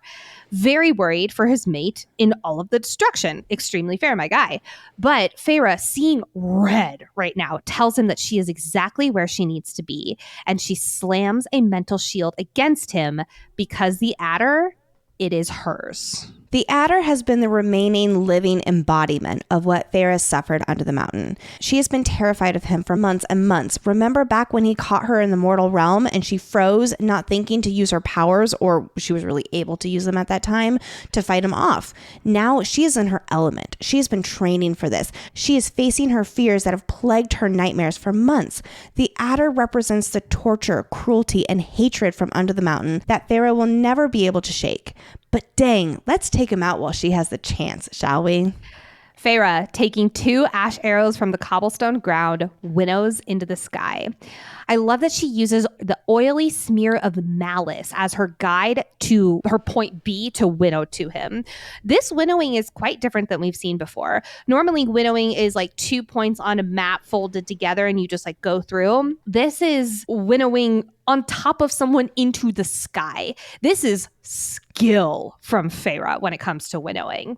The adder was not expecting Feyre to be like, I believe I can fly in the sky, but it does not have time to do anything but shriek as she pierces it with 2 poisoned ash arrows into its wings right through the muscle. Damn. Just gotta say, the fact that she knows exactly where to pierce those ash arrows right into his main muscle shows just how much she's been examining wings lately. Yeah, it does. But that's not all. In the span of a heartbeat, she then wraps herself around the adder like bear hug style and, quote, I became a living flame that burned everywhere I touched. Damn, girl. Jeez. Light it up, Feyre! thrashing, the Adder and thus Fae-vorite begin to free fall. As this is happening, Rhys spots her. I mean, she's a glowing flame in the sky. And quote, the darkness consuming the horizon shot closer. I want to take a moment to just imagine what Rhys is saying right now. Like, no wonder he's not pissed at her later. He's probably like, damn, I taught that girl well. Or like, that's my mate. Yeah, girl. Like, yeah, he's probably terrified, obviously. But like, it is, I think there's got to be some pride in the moment of seeing her, a literal living flame in the sky. But she is still free falling. Fae-vorite angles her dagger and pierces Bartok's heart. Once for Rhys. For all that he endured under the mountain. For having to be co-workers with this evil creature. For all that the Adder represents of Amarantha, who Rhys wishes he could have killed. Once for Claire, which finally, you said I didn't bring up Claire. Justice for Claire better! Finally! And lastly, for Fae-vorite herself. Bringing her a sense of closure from under the mountain that she hadn't yet gotten. Yes, Amarantha died, but the Adder had escaped and he even found her again. This won't end her nightmares, but it is so satisfying to her to bring death to the one that brought it upon so many others, who wanted to cause her own death so many times, beating her and capturing her, threatening her. She has wanted him dead for so long and now gets that satisfaction. And just before they hit the pavement, literally close enough to count the cobblestones, yikes, Fae-vorite winnows herself to just a few feet away where the Bartok Adder splats on the ground. Twisted wings, splattered bone, burned flesh were all that remained. But you know what? I bet they cleaned up that burned flesh right away and it didn't reek for 3 months. That's what I believe. But damn, Fae-vorite, that is a satisfying fight scene. The Adder is dead. Let's hear it. Huzzah! Huzzah! Huzzah! Rhys's night cloud comes to meet her, which, quick side note, I love the little detail how no one is crying out at the cascade of night that is Rhys. It really is something that only the people of Velaris would have the reaction, or like I should say the lack of reaction, versus the fear everyone would have outside of the city at seeing that kind of night tumbling through the streets. And Rhys holds her close, kissing her, quote, to remind us both who we were, what we were.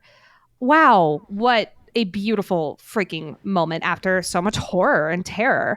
Rhys has done terrible things in his life. How many times has he wished that after those moments, he would have someone kissing him and holding him and reminding him that he is not the monster that he is acting to be? Killing the Adder and the other Hybern soldiers may have been the right thing to do, but it still weighs on Fae-vorite because, quite frankly, she is a good person who innately doesn't like to take lives. But yes, his kiss reminds her of who she is, brings her back to herself from that icy, fiery rage that had consumed her during the attack against the Hybern forces. And in the aftermath of the destruction, Fae-vorite gets her newest title, Defender of the Rainbow. Chills! And it calls back to her self-description as, quote, the huntress with an artist's soul. Ooh! Love it! After running with water wolves and defending the rainbow of Velaris, Fae-vorite's probably a little thirsty, huh? When any of us are running around, checking everything off our list, exercising in this hot weather, sometimes it can be hard to keep ourselves hydrated. And hey, we all know the importance of staying hydrated, but healthy hydration isn't just about drinking water. It's about water and electrolytes. But most of us only focus on the water part of that equation when trying to stay hydrated. The solution is not obviously to stop drinking water, though. It is to drink water plus electrolytes. Enter Element. Element is an electrolyte solution that has enough sodium, potassium, and magnesium to get you feeling and performing your best. Plus, my favorite part is that it has zero sugar, artificial colors, or other dodgy ingredients to hold you back. My other favorite part of Element is the variety of fun flavors. I love going through my variety pack and trying out all the different flavors. It's summer, which means I'm especially gravitating toward watermelon salt, citrus salt, orange salt, raspberry salt, and mango chili. I could honestly just list off all the other flavors, though there are really that many. Every single one is so good. Element came up with a fantastic offer for our listeners. Just go to drinklmnt.com/FFG to get a free sample pack with any purchase. Thank you so much, Element. Our crew works for hours to help heal, hunt down answers, and help in any way that they can, all while Rhys rebuilds the wards around the city. But back in the townhouse, barely awake, which, side note, Amren is basically asleep on Azriel, who's just like looking at her in alarm. I never don't laugh during that part. They're all so drained from their magic. It's time, though, to talk about next steps. Because as Cassian notes, the city might be secure, but for how long, thanks to those worm queens selling them out. Love the little detail that he calls them worm, W-Y-R-M queens. I noticed that too. Okay. One thing is decided, though. It is time to retaliate. After eating and sleeping, however, they will all go to Hybern. Amren will stay to protect the city, which is a shame because damn, can you imagine Amren in the final chapters? Like her and Tamlin interacting? That would have had a very different ending. So I do have a question regarding Amren staying behind. With her choosing not to come to Hybern and staying to protect Velaris, is that her way of sacrificing her hopes of being released from her current form? Because according to Rhys here in ACOMAF, the answer to breaking her free lies within the Book of Breathings. But I'm not sure if the Cauldron is required for this as well. We know ultimately it will be the Cauldron that unleashes her in ACOWAR's final battle. But again, does that mean that she right now is giving up the possibility of being freed by both the book and the Cauldron because both are necessary? She doesn't know how to save herself until the Suriel gives Feyre the clue of the answer she's seeking is on the first and last page. That's right. All right. Thank you. So there we go. We can answer our questions sometimes if we just talk through it. Let's talk about poor Rhys and his guilt just eating him alive. Quote, "So few lights left tonight," he notes when Feyre joins him on the roof. "For thousands of years, Velaris has been a city that bursts with life, especially at night. And now the lights are out, signifying the life that has been snuffed out by Hybern, and the city is now in repair, families and friends mourning their deceased loved ones." Earlier in the post-recovery group huddle, the crew was asking question after question about future attack possibilities now that Hybern knows about Velaris. And Rhys closes his eyes, and the weight and guilt pushing down on him is a visible sign. I'm assuming that after that Inner Circle debrief, he went up to this roof so that he could have some time to, you know how sometimes when you feel guilty, you really want the guilt to like sink in. You almost want to like wallow in your own self-pity for a minute. And I don't mean that as big to Rhys. I think that like that's exactly what he's doing right now. Sometimes you need to experience that before you can really move forward. Exactly. And the only thing right now in this moment that Feyre can think of to say to her mate is that it's not his fault. And hey, I would say the same thing to my partner when he's in this bad of a mental place, even if there is some fault to be placed there. Rhys pushes back that isn't it his fault? And I'm so sorry. I love you, Rhys. But yeah, this is a really shitty situation where ultimately he made a bad call. Talk about more of like how they didn't know that it was a bad call at the time. And he made this as a leader trying to just do the right thing. And it ended up costing him dearly. Quote, "I said I would be willing to risk it, but I don't know who I hate more, the king, those queens, or myself." Oh, Rhys, my heart hurts for you. This is one of those moments where the person you love accidentally made a big mistake and they are owning it. The guilt that they carry is worse than any kind of, yeah, maybe you shouldn't have done that talk. Number one, what was his alternative? Obviously not telling them about Velaris, but then damning the entire world. He was making decisions for the good of survival of the world, and this was the only way he knew how. I would argue that if we're looking at blame, we have to look at the root of blame, right? And I would go to the queens and their own selfishness. Now, did he show them Velaris? Yes. But if we were going to look at truly to blames, I would be pointing fingers Nesta style at the queens. Well, yes, the queens are absolutely to blame here. Yeah. I guess what I'm trying to say here is how you explained earlier why Rhys made the decision to share the secret of Velaris. And that choice in and of itself wasn't right or wrong, right? Got it. It could have gone the way that he hoped. Like you're saying, there really wasn't an alternative, and it could have gone the way he hoped, and the queens weren't allied with Hybern, and we'd be praising him for the risky but right call that he made. Unfortunately, things didn't go according to plan, and they had no idea the mortal queens were already working with Hybern, so they unknowingly made a bad choice. He knew this was a risk, but he still trusted the queens to, not sell them out to Hybern immediately afterward. again, I don't like saying this, but after exposing your city, maybe put some extra precautions around it to minimize the risk you knowingly took. All I'm trying to say is this really does highlight a lot of things that happen in the day-to-day in our lives where we thought we made the right decision, where it really felt like our only decision, and something really bad happened out of it. And no matter what, we are going to take that blame, because if our actions and our words or whatever that was, we did not make that choice in the moment as right as it felt in the moment, then we would not be in this really bad situation. So there is that fault and that blame. And it also is hard to place that there because it was not meant in a malicious way. It's just an accident. That's really what this comes down to. It's just a huge accident with terrible repercussions. And there's enough blame and guilt to go around. Yeah. Rhys already takes on the brunt of responsibility and feels the need to self-sacrifice because he does not feel worthy. He doesn't feel worthy of the love he receives from his friends, family, and mate. He doesn't feel worthy of being High Lord of the Night Court and all that it entails. He doesn't feel worthy of Velaris. It's always an internal battle for him. He's not necessarily trying to prove his worth to himself and others, but he is always the first on the front lines and the first to sacrifice himself for those he loves, including all of Velaris. And he failed Velaris in this decision, going back to he certainly never meant to do it, but the course of events led to him failing Velaris, and this will haunt him for the rest of his immortal life. What can you do after making a mistake? All you can do is what you can to make it right. Rhys is doing just that. He rebuilds the wards and helps however else he can with the recovery efforts. He is doing the best he can as he navigates this guilt and self-loathing. And that's what we love about these characters. They're not perfect. They make bad calls. They make decisions that they think are good, that lead down a bad road, and people die.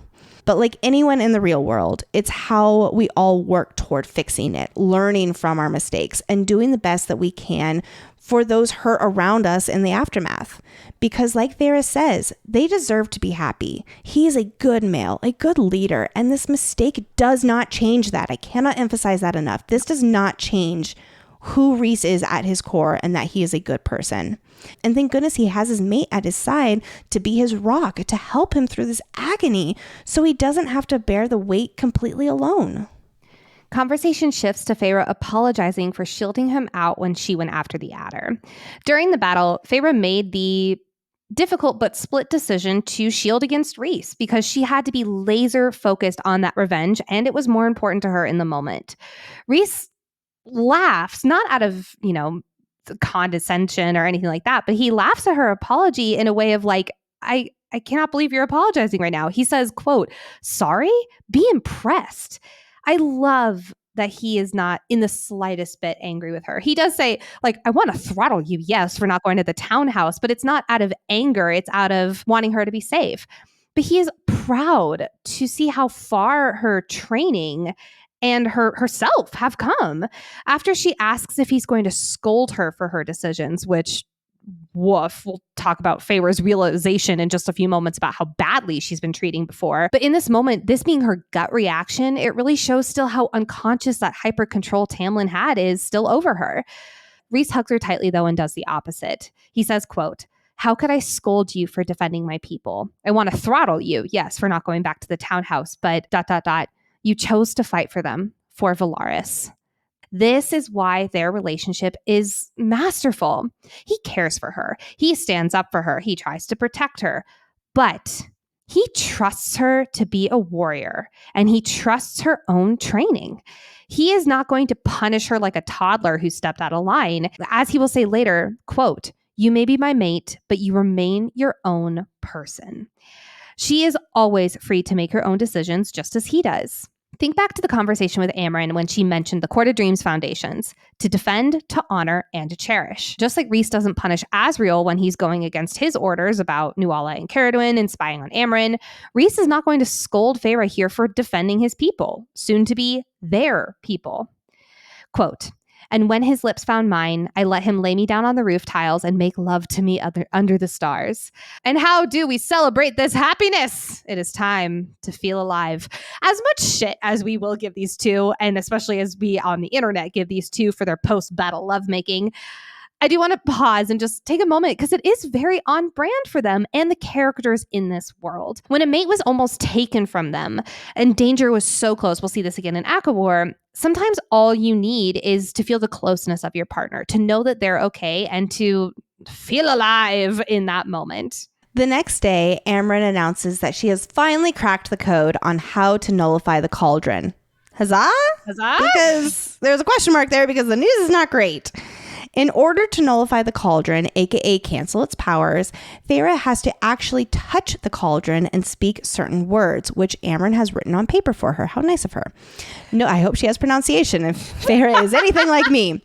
Notably, this nullification is not destroying the cauldron itself, like what ends up happening in the ACOWAR final battle, because destroying it ends up destroying the world, while nullifying the cauldron makes it just a gigantic cooking pot. And remember that it definitely has to be Feyre to do this, because she was made and only those made can speak the spells in the book and summon its power. Never forget, quote, like calls to like. The book is considered to be made by the cauldron, coming from the same ore and thus tying its magic to the cauldrons. That is why they are both made. That is why it is like calls to like. Amren warns that Feyre cannot put the two books together, though. If these pieces are put together, quote, the blast of power will be felt in every corner and hole in the earth. You won't just attract the King of Hybern. You'll draw enemies far older and more wretched. Pause. Yeah. Enemies far older and more wretched? Okay, let's talk through this here. Is she referring to the death gods? I don't feel like she's referring to, say, the Bone Carver or Striga, aka the Weaver, because they're no mystery and they're both trapped in their designated locations, the prison and the middle. But could Koschei, their older brother who is on the continent, be an old and wretched enemy that the Book of Breathings could draw near? She could also be referring to the Kelpies. That's possible, or creatures like the Kelpies. It's also entirely possible she's talking about the Daglin, especially when she adds, quote, things that have long been asleep and should remain so. I have so much more to say on this, but I'm going to have to wait until Maasverse Madness. I'm so sorry. She may also be speaking of the wicked and terrible creatures that haven't been trapped by the prison, but who really should be there. Enemies like Lanthus, not him specifically because obviously he is in the prison, but ancient creatures like him who are, let's say, old gods, creatures not of this world. But, well, we also know that Rabith is the god of the Western Wind. I don't remember if Rabith is in the prison or not. I don't believe so. When I was doing the prison Suriel, I do not remember seeing a Rabith when I was going through the inmates. Maybe Rabith is also something that she's talking about here, but we also don't know if the god of the Western Wind is mean. We do not know. We don't know really jack shit about that. It was just like a half a sentence and it was like, wait, what? Yeah. We will continue this part of the conversation in Maasverse Madness. If I had to guess, I'm going to say it is enemies, again, kind of like Lanthus there, who are really scary and who are not of this world and who have been sleeping for a very, very long time. I'm going with Daglin, but we'll talk more about that in a minute. We certainly will. All right. So our inner circle comes up with a plan. Mor and Asriel will winnow Feyre, Cassian, and Rhys in off the coast. Since Rhys's power is still being tracked by Hybern, he cannot winnow himself. Rhys has to stay back by the Hybern coast since it's likely the king will notice his presence. I'm guessing that it has to do with like feeling his power and all of that. Mor, as Feyre and Cassian will fly to the castle and go to the lower levels to seek out the cauldron. And then once at the cauldron, Feyre speaks the spell Amren has provided her and she will nullify the cauldron. If for any reason she can't nullify it easily or quickly, they will steal the cauldron and send the pieces back to the king after they break it apart. I do have to say it's a really good thing they didn't ultimately try to do that because I don't think it would work to simply break apart the cauldron. No! Either way, once they nullify or steal the cauldron, Feyre tells Rhys down the bond so he and Mor can winnow them on out, assuming Rhys can then use his magic despite being tracked because he'll be retrieving our crew and they can get out of there fast. Yes, Nicole. I have a question. Why the motherfucker did Amren, who is the only one who knows exactly how to speak this spell to the cauldron, and who is the only other made person in the group. Yes, it would make absolute sense for Rhys to be the one to stay back and protect this, and Amren to go in and help Fae. Yes, it absolutely makes sense, huh? Even more for a reason. And there is a reason he's like, Moore is the person I unleash when Cassian and Azriel are dead. Like, there's got to be some kind of meaning behind it. I've discussed it, but only in Maasverse Madness. But like, why on earth is Amren staying behind? Like this. Actually, I do have an answer to that. Is because she is single-handedly the only one who could unleash that kind of, I'll say, defensive power for Velaris. I would say that she and Rhys are the only two who would be able to single-handedly keep the city protected. Moore is powerful. So we're told. Question mark. And so she is not nearly to the same level as Rhys or Amren. So I absolutely understand why Moore is going. And of course, like, they do need, I'll say, an entourage to go to Hybern because it is very dangerous. And they need, multiple people there. But yes, it would make more sense for Amren to go and for Rhys to stay behind. Now, of course, we know that Rhys would never allow that because he already has an issue just, staying behind and looking pretty, like you said. Looking pretty. But yeah. Here's my deal. Which is more important? A tight-knit crew to go to Hybern to nullify the Cauldron so that they can save the entire world, or leave the city unguarded for an hour and a half when they've been doing that for many, many years. Well, I mean, that would be Rhys having to sacrifice Velaris again, and he's not willing to do that. I would be willing to do that for an hour and a half if it meant saving hundreds and thousands of lives in the entire world as we know it. So you're saying that everybody should have gone to Hybern? I'm saying everybody should have gone to Hybern. I think Rhys should have sucked it up and stayed back. I think that my option number 2 is that Rhys should have stayed behind, or more. One other thing I will say on this, actually, I'm not done, is that if they're wanting to be around a cauldron, something that is thousands and thousands and thousands of years old, why would they not take the person who was also thousands and thousands and thousands of years old, who knows more about the cauldron than any of them fucking put together? Like, whatever. Let's talk about Feyre going in without Rhys, because I'm too pissed to keep talking about this. This is ridiculous. Rhys does not like this plan, just like I don't. He breaks his silence, saying far too calmly, quote, "Are you asking me to stay outside while my mate goes into his stronghold?" Now, Rhys's anger is very in character. This goes against everything that is Rhysand. He is constantly putting himself in harm's way to protect those he loves. And now he's being asked to sit on the sidelines and look pretty, all while his mate and his family go into Hybern's stronghold, one of the most dangerous places in the entire world. And this is not long after they've mated, so he's still kind of that extra feral protectiveness. Azriel, though, tells him that this is exactly what they're asking him to do, not wavering in the slightest. Azriel and the rest of the Inner Circle, but we really see it most from Azriel, he is not afraid to stand up to Rhys for the good of the court and for the mission. I love the subtle line about Cassian shifting between them also, just in case he's like, just in case this ends ugly, because I'm sure it has in the past. Rhys goes to Feyre and tells her that if she wants to go, then she goes. No questions asked.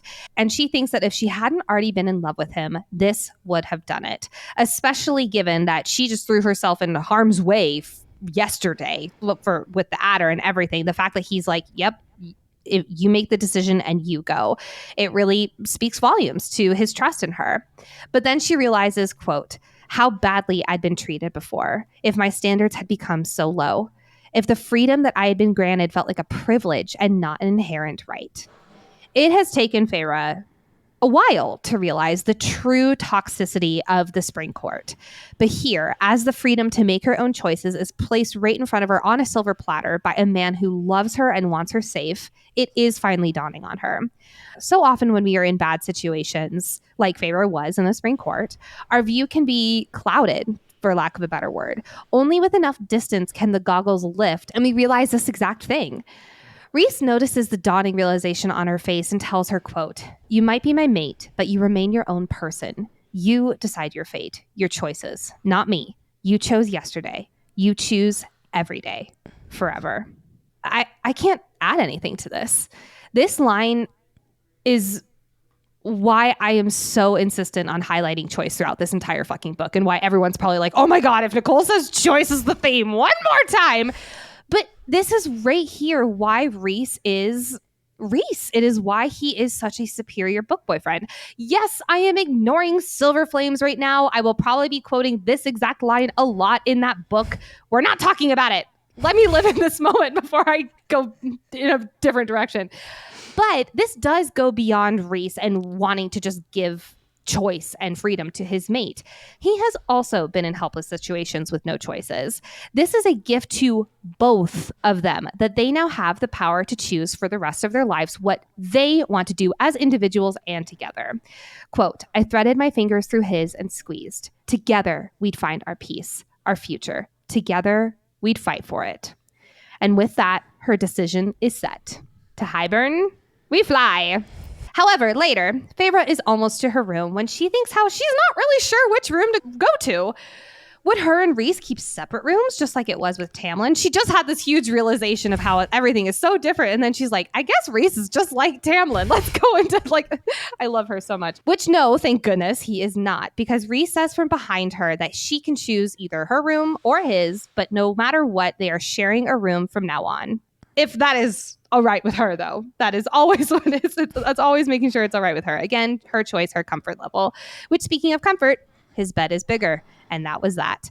I love that her clothes are already in his room. So did he just snap his fingers after she said it and everything moved into there? Or did he already know her so well that he knew she was going to choose his room, and so he already moved everything over? That's my headcanon. Oh, see, I just assumed that he snapped his fingers and poof, there were her things, because otherwise that would kind of negate the whole choice matter. I guess it is he knows her so well, blah, blah, blah, but yeah. Rhys hands her the ring from the Weaver's cottage, and Fae-vorite finally learns the full story.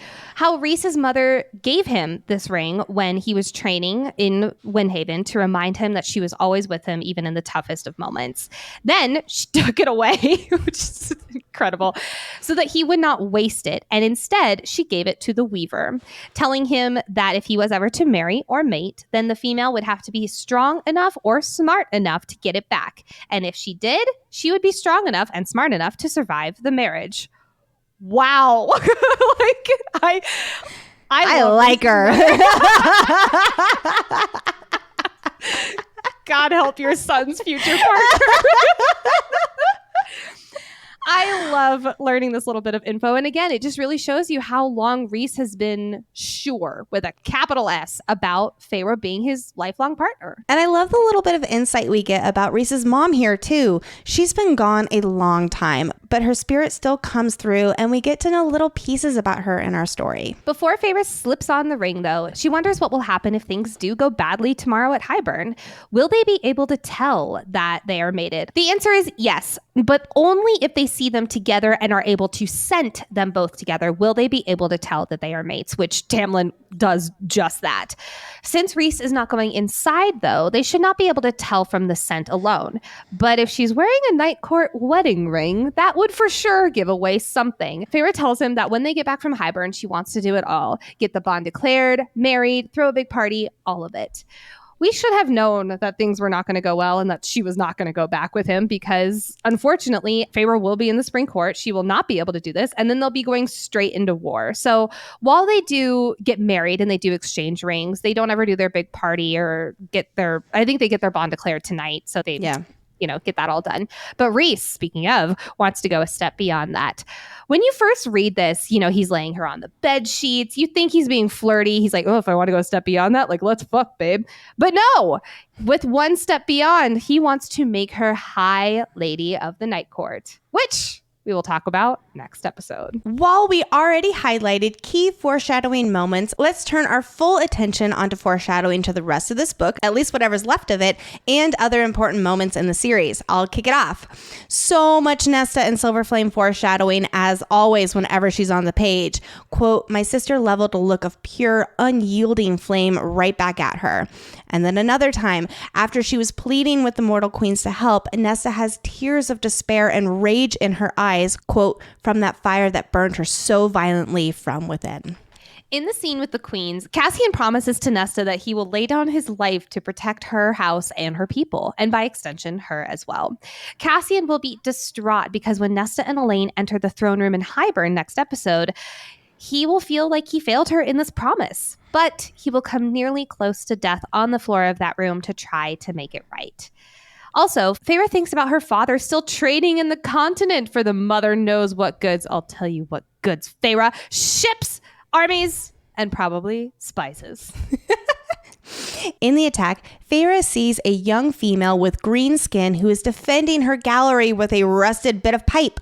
We will come to learn in Frost and Starlight that her name is Ricinia, and she will become a partner of Feyre's in their art therapy studio. Moore asks what will happen if they put both of the book halves together, to which Amryn says, don't. Oops. Oopsie daisy. Oopsie daisy. Friends, every episode, Lexi will sip some tea with the Suriel and walk us through a world building topic to help us better understand this world and the people in it. What's today's topic, Lexi? Oh man, this one almost killed me. In fact, you, I had to call in reinforcements, which was you, which I think this might be the first time I've ever actually had to do that. Since Fourth Wing episode 1. This is the first time. But that's because we were doing those together. All right. Well, today's Suriel topic is Hybern, and specifically Hybern's preparations for this war. Let's start with the most basic of basics. Hybern is an isolated fairy kingdom located on an island west of Prythian. This territory is ruled by one wicked, powerful, and ancient king known as the King of Hybern. And when we say ancient, I'm guessing that means that he's at least a few thousand years old. As we know all too well, he is on a mission to invade and take over Prythian before taking over the continent. And for this mission, he needs the Cauldron to ensure their victory so he can wipe the world clean again. Let's talk about the geography and the people of Hybern. Based on the map that we have available, we can gather that Hybern is approximately 1/3 the size of Prythian, which is actually a pretty good size. Hybern has clusters of mountain ranges, and closer to the King of Hybern's castle, there are tall, bone-white cliffs that sit high above the waves. Their tops are flat and grassy, leading to barren hills. When Feyre visits this territory, she gets an overwhelming sense of nothingness here. There seems to be no animal life aside from the fairies that live here. Speaking of the fairies that live here, the High Fae of Hybern are described as having pale or ruddy skin with black eyes that seem soulless and cold from centuries of cruelty. There are also various lesser fairy species like the adder, and just in case it needed to be said, there are absolutely no humans in Hybern, nor is there any mortal land on this island like there is south of Prythian and on the continent. I'm going to give just a brief history lesson here on Hybern since I know that we've covered it from multiple angles already. Before the war, in the time when humans were enslaved to the Fae, Hybern was no exception. They most certainly had human slaves and treated them horrifically. During the war, Hybern led the charge as the Loyalists, aka the Fae fighting to prevent human freedom and stay loyal to the slavery infrastructure already in place. The war lasted 7 years and the Loyalists lost, in part because Amarantha and her forces did not come to Hybern's aid when he needed them most. The Prythian courts forced Hybern to sign the treaty, guaranteeing that fairies would no longer enslave humans. Sufficient to say, Hybern did not like signing this treaty, and instead of freeing their human slaves, he put Amarantha in charge of killing them all. Over the next 4 centuries, the island kingdom, no Nicole, not the Isle kingdoms, I just saw you perk up there, of Hybern stayed isolated from Prythian and the world, which also meant they made no attempt to open new trade routes or have really much of an economy at all. And the fact that there has been no human slaves to do the hard labor only compounded this bad economic situation. This led Hybern's territory to sink into poverty and decay, which the king actually let happen on purpose, because this resentment and hatred grew and grew. It festered over the centuries for the outside world and the outcome of the war. Now Hybern is at boiling point and ready to retaliate against everyone who stands in their path to a golden age once again, because yes, that is what they called the pre-war time, the golden era, and they have been in what's known among Hybern as the Dark Age in the centuries since the war. As the King of Hybern will say to Rhys during the Adriata attack, quote, "I have no interest in spending another 5 centuries seeing my people bow before human pigs, seeing them claw out a living while you shield and coddle those mortals, granting them our resources and wealth in exchange for nothing. So we shall reclaim what is ours, what was always ours, and will always be ours." But remember how 100 years ago, Amarantha acted as a Hybern ambassador and traveled to Prythian to establish trade and improve relations with the High Lords and their courts? As we know, when the Hybern ships brought over goods, what goods, I don't know, considering how barren Hybern is, but anyway, Amarantha also sent over her personal forces to take Prythian for herself and rule over it. The king of Hybern let her do her thing and considered it an experiment for how Hybern might break these people. Amarantha's reign also served as good motivation for Hybern's allies on the continent to join them, knowing what would await them. He let her live in these lands for so long because, hey, she was there doing his dirty work. He didn't have to do anything himself. But while Amarantha ruled, the king had not yet found the cauldron despite many years of searching. But now in our story, he has of course found the cauldron, and what's more, he ransacked the 3 priestess temples where its 3 feet were hidden. So now not only does he have the legendary cauldron, but also all of its feet to make it at full power. Gosh darn it, there's those feet coming up again in our story. And don't forget, he's also got his own unholy spell book with some real nasty, powerful spells that he indeed does use for himself and on others. Let's talk about the Hybern armies. The king of Hybern has quite a few commanders, including Prince Dagden and Princess Branna, the king's nephew and niece. And of course, we had Amarantha, but she dead now by this point in our story. So we also know of the Ravens, who are a few of his elite hunters. The Ravens are a pair of high fae who are sent to retrieve things that the king wants, like Nesta. Although that doesn't go very well for them. But anyway, we're sticking to this part of the story right now.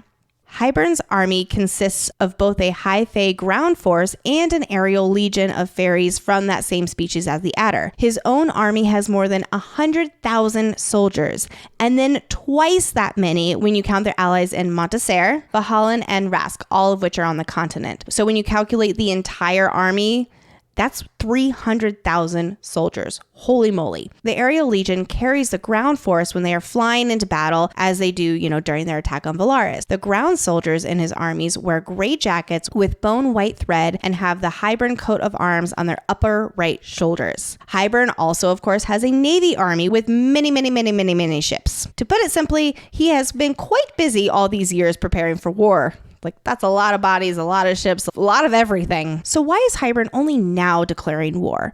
Well, he has delayed this war and stayed low for years because of several reasons. Number one, and the biggest reason, he was searching for the cauldron and then, of course, its feet to make himself as powerful as possible, to have the cauldron to destroy the wall and overall ensure their victory. Number two, he was gathering enough weapons to fight against Fae magic. For instance, he was turning Faebane, a bluish stone that nullifies Fae powers, into weapons, tools, and powders against their magical enemy. More on that in a minute. Number three, securing allies on the continent. And number four, building these armies and getting the ships for them. So now he has his armies, he has his ships, he has his aiding allies on the continent, he has the Mortal Queen's Alliance, he has Tamlin's Alliance for direct access to the wall, and he has the cauldron to break the wall so that they can overrun the mortal realm and take over. Oh, and let's also not forget he has Jurian, because sort of that and Tamlin's Alliance are a little bit more complicated. We're not getting into that now. Amarantha was the Prythian experiment, and now after her reign, Prythian is vulnerable with court tensions as they all try to recover from the last 50 years. Now's as good a time as any to go to war. Last but not least, let's touch on the Hybern weapons that they use. Hybern and his forces use Faebane, like I mentioned earlier, against his enemies in varying ways. Faebane is a bluish stone in Hybern that can be ground up into fine powder or molded into objects. On the battlefield, Hybern armies spread Faebane like a fine mist, like think chemical gas. They also lace food with powdered Faebane to make the consumer's magic slowly dull, or lace it in water used to grow the food, so a concentrated dose of Faebane is in, say, an apple to nullify the consumer's powers for several days. Hybern also tips their arrows with Faebane poison so that they can pierce through magical shields and more effectively wound their magically powerful targets, because the Faebane, of course, prevents healing. They also have these Faebane gauntlets that Hybern's forces use to break through magic shields, as we saw here in the attack on Velaris. They form Faebane into handcuffs, as Reese well knows, to chain their victims and nullify their powers. These handcuffs are a particularly prized possession to use against enemies, and they're straight from the unholy trove of the King of Hybern. Additionally, Hybern, of course, has an abundance of ash arrows, which, like I mentioned, the king's armies dip in Faebane to make them a 1-2 punch. Last but not least, Hybern is, of course, in possession of the legendary all-powerful Cauldron, which is a huge weapon in and and of itself. And there you have it, friends. At least, part one of a Hybern Suriel Teatime. I feel like we're barely scratching the surface with the king and his territory and the war, but luckily we have a whole other book to go into more detail and expand on this. Let us wrap up this ACOTAR only part of our conversation with our favorite moments. I'll kick it off with, in the meeting with the mortal queens, Fae-vorite is wearing the same flowing ivory gown and crown of golden feathers. This is exactly what I wrote in my notes. Fae-vorite Archeron, you are an outfit repeater. That's all. Hey, no shame. I think it's just very ethical in my opinion. I love an outfit repeater, but I just thought that was very funny. As the Inner Circle is leaving the mortal lands, Nesta looks between Rhys, Cassian, and Fae-vorite with despair on her face. I think that despair is obviously what the mortal queens had just done and denied them, but it could also be read as a little bit of Cassian leaving right after what he did, and it really touched her, and it just is a sweet little moment between those two. During the montage, Fae-vorite thinks most about the golden-haired queen who she so frequently compared to a lion. Quote, with not just a lion's coloring, but a lion's heart too. What's the lion song from Wizard of Oz? If I were a king of I was like, having kids, like my mind immediately goes to the Lion King, and it's like, I just can't wait to be king. It's like, I don't think that's the song you're thinking of there, Nicole. I was thinking about. Cassian breaks out a very old bottle of wine for him to celebrate Fae-vorite and Rhys's mating in style. Note that this is just him and Fae-vorite, not him, Fae-vorite, and Rhys celebrating their mating. I love that Fae-vorite and Cassian's expensive townhouse drinking officially begins. Right before the attack on Velaris, Fae-vorite is staring at the water and she thinks about if Tarquin can sense all things in the water. Quote, did he sleep in his island palace on the sea and swim through the dreams of fishes? I just love this, and I'm going to go with yes. When Rhys questions whether Amren is certain about cracking the code to nullifying the Cauldron, she responds, I'm trying not to be insulted, Rhysand. I just love her sass and self-confidence. Don't question the tiny ancient one with the scary dark powers. We are about to begin our Maasverse Madness section, our second to last one of the book. And now, if you've only read ACOTAR, before you go, next episode, we will be covering chapters 61 through 69, aka the end of ACOMAF. And of course, if you're interested in joining Patreon, please do consider joining the Patreon party at patreon.com/Fantasy Fangirls or link in the show notes. And of course, if you're not following us on TikTok and Instagram, what are you doing? Give us a follow at Fantasy Fangirls Pod. Also, we have a new line of all things FFG summer merch. You can get the link in the show notes and you can check out all things FFG merch through there. You can also take a moment and rate and review the podcast. It takes 5 seconds. It's one of the best things you can do for not only this show, but all the shows you listen to. And of course, share this episode with your fellow ACOMAF friends. We are now officially entering our Maasverse Madness segment of the episode where we call out series crossover references or discuss theories. Today, we've got spoilers for the entire Maasverse, including all of Throne of Glass and Crescent City books. I want to start with talking about the symphony music. So the music at the symphony that Cassian and Fae-vorite go to had music that was strange and, quote, written at a time when humans had not even walked this earth. I could not help but think about the music that Selena sings when she is looking up at the sky after Nehemiah's death. And she sings in a ancient Fae language, the songs that people of Terrasen used to sing, only nobility of Terrasen used to sing when someone died. I do not think it's the same song, I should note, but given the description from Chaol's point of view, it's very similar. So I wonder if this music necessarily came from the Fae in the Tog world versus Prythian. I like that. I do too. This is really not a spoiler. This is more of a clarification. I didn't know this until I got the ebooks of Throne of Glass because I've always been listening to the audiobooks, which are phenomenal. Elizabeth Evans, you're incredible. But several times in Throne of Glass, it is mentioned, quote, mean as an adder. Adder is spelled A-D-D-E-R versus our A-T-T-O-R in Prythian. So adder is not the adder, like the bat-like creature in our world. An adder, a D-D-E-R, is actually a venomous type of snake. I did not know that until this week. So, which brings up the question, though, if an adder in the Tog world is a version of the Ilkin. They're described really similar. However, Ilkin do have black blood and are half human, half, according to Lorcan, whatever Erewhon did to them. And the adders in Prythian have silver blood, and they are a type of Fae. So I think it is safe to say that they are two different things. Let's go back to Amren's warning about putting the two halves of the Book of Breathings together and how that would draw enemies far older and more wretched, things that have long been asleep and should remain so. I mentioned already that maybe she's talking of the Daglin, aka the Asteri. And while they were overthrown in this world, we know that they did not all leave. That at least under the prison for 15,000 years, there has indeed been a sleeping Asteri encased in a crystal coffin. Vesperus in particular was trapped by Thea under the prison, but it's possible that she is not the only one still lurking underground in all of Prythian. Now, she did say that they have pockets of power hidden beneath the sacred mountains in Prythian. That's not creatures or enemies, but there are definitely Asteri-related mysteries under these mountains laying dormant. I can't wait. I'm so excited. Friends, that is it for today's episode. Look at that, Lexi. Not even 1 o'clock yet. I'm so proud of us. I think this might be the shortest episode we've done since Fourth Wing. Oh my God.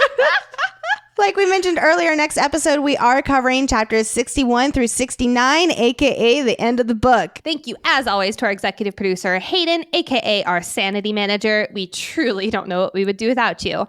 Also, do not forget to sign up for our newsletter. Every month, we send out a newsletter with all sorts of goodies in it, shops of bookish merch, fantasy books, what Lexi and I are up to, a trivia question, so many more things. And you can sign up for that with the link in the show notes. We also have a new line of summer merch. Like I mentioned, you can also check out the link to the FFG store in the show notes as well. And like I mentioned above, do not forget to share this episode with your fellow ACOMAF friends. If you also would love to bear hug an adder and turn into a combustion of flames, and your friends would too, send this episode to them. Thank you, everyone. We will see you next week for the final ACOMAF episode. Bye-bye. Bye. Fucking hate snakes, dude. I hate snakes so much. All right, continue. I'm going with Squidward. Squidward is my answer. I'm Squidward. He's Squidward. Squidward. We're all Squidward. The adder. Here's my SpongeBob reference for the episode. Hold on. Excuse me. Did you just bonk your nose? That would have been funny, though. I'm such a child. I can't stop giggling at 69.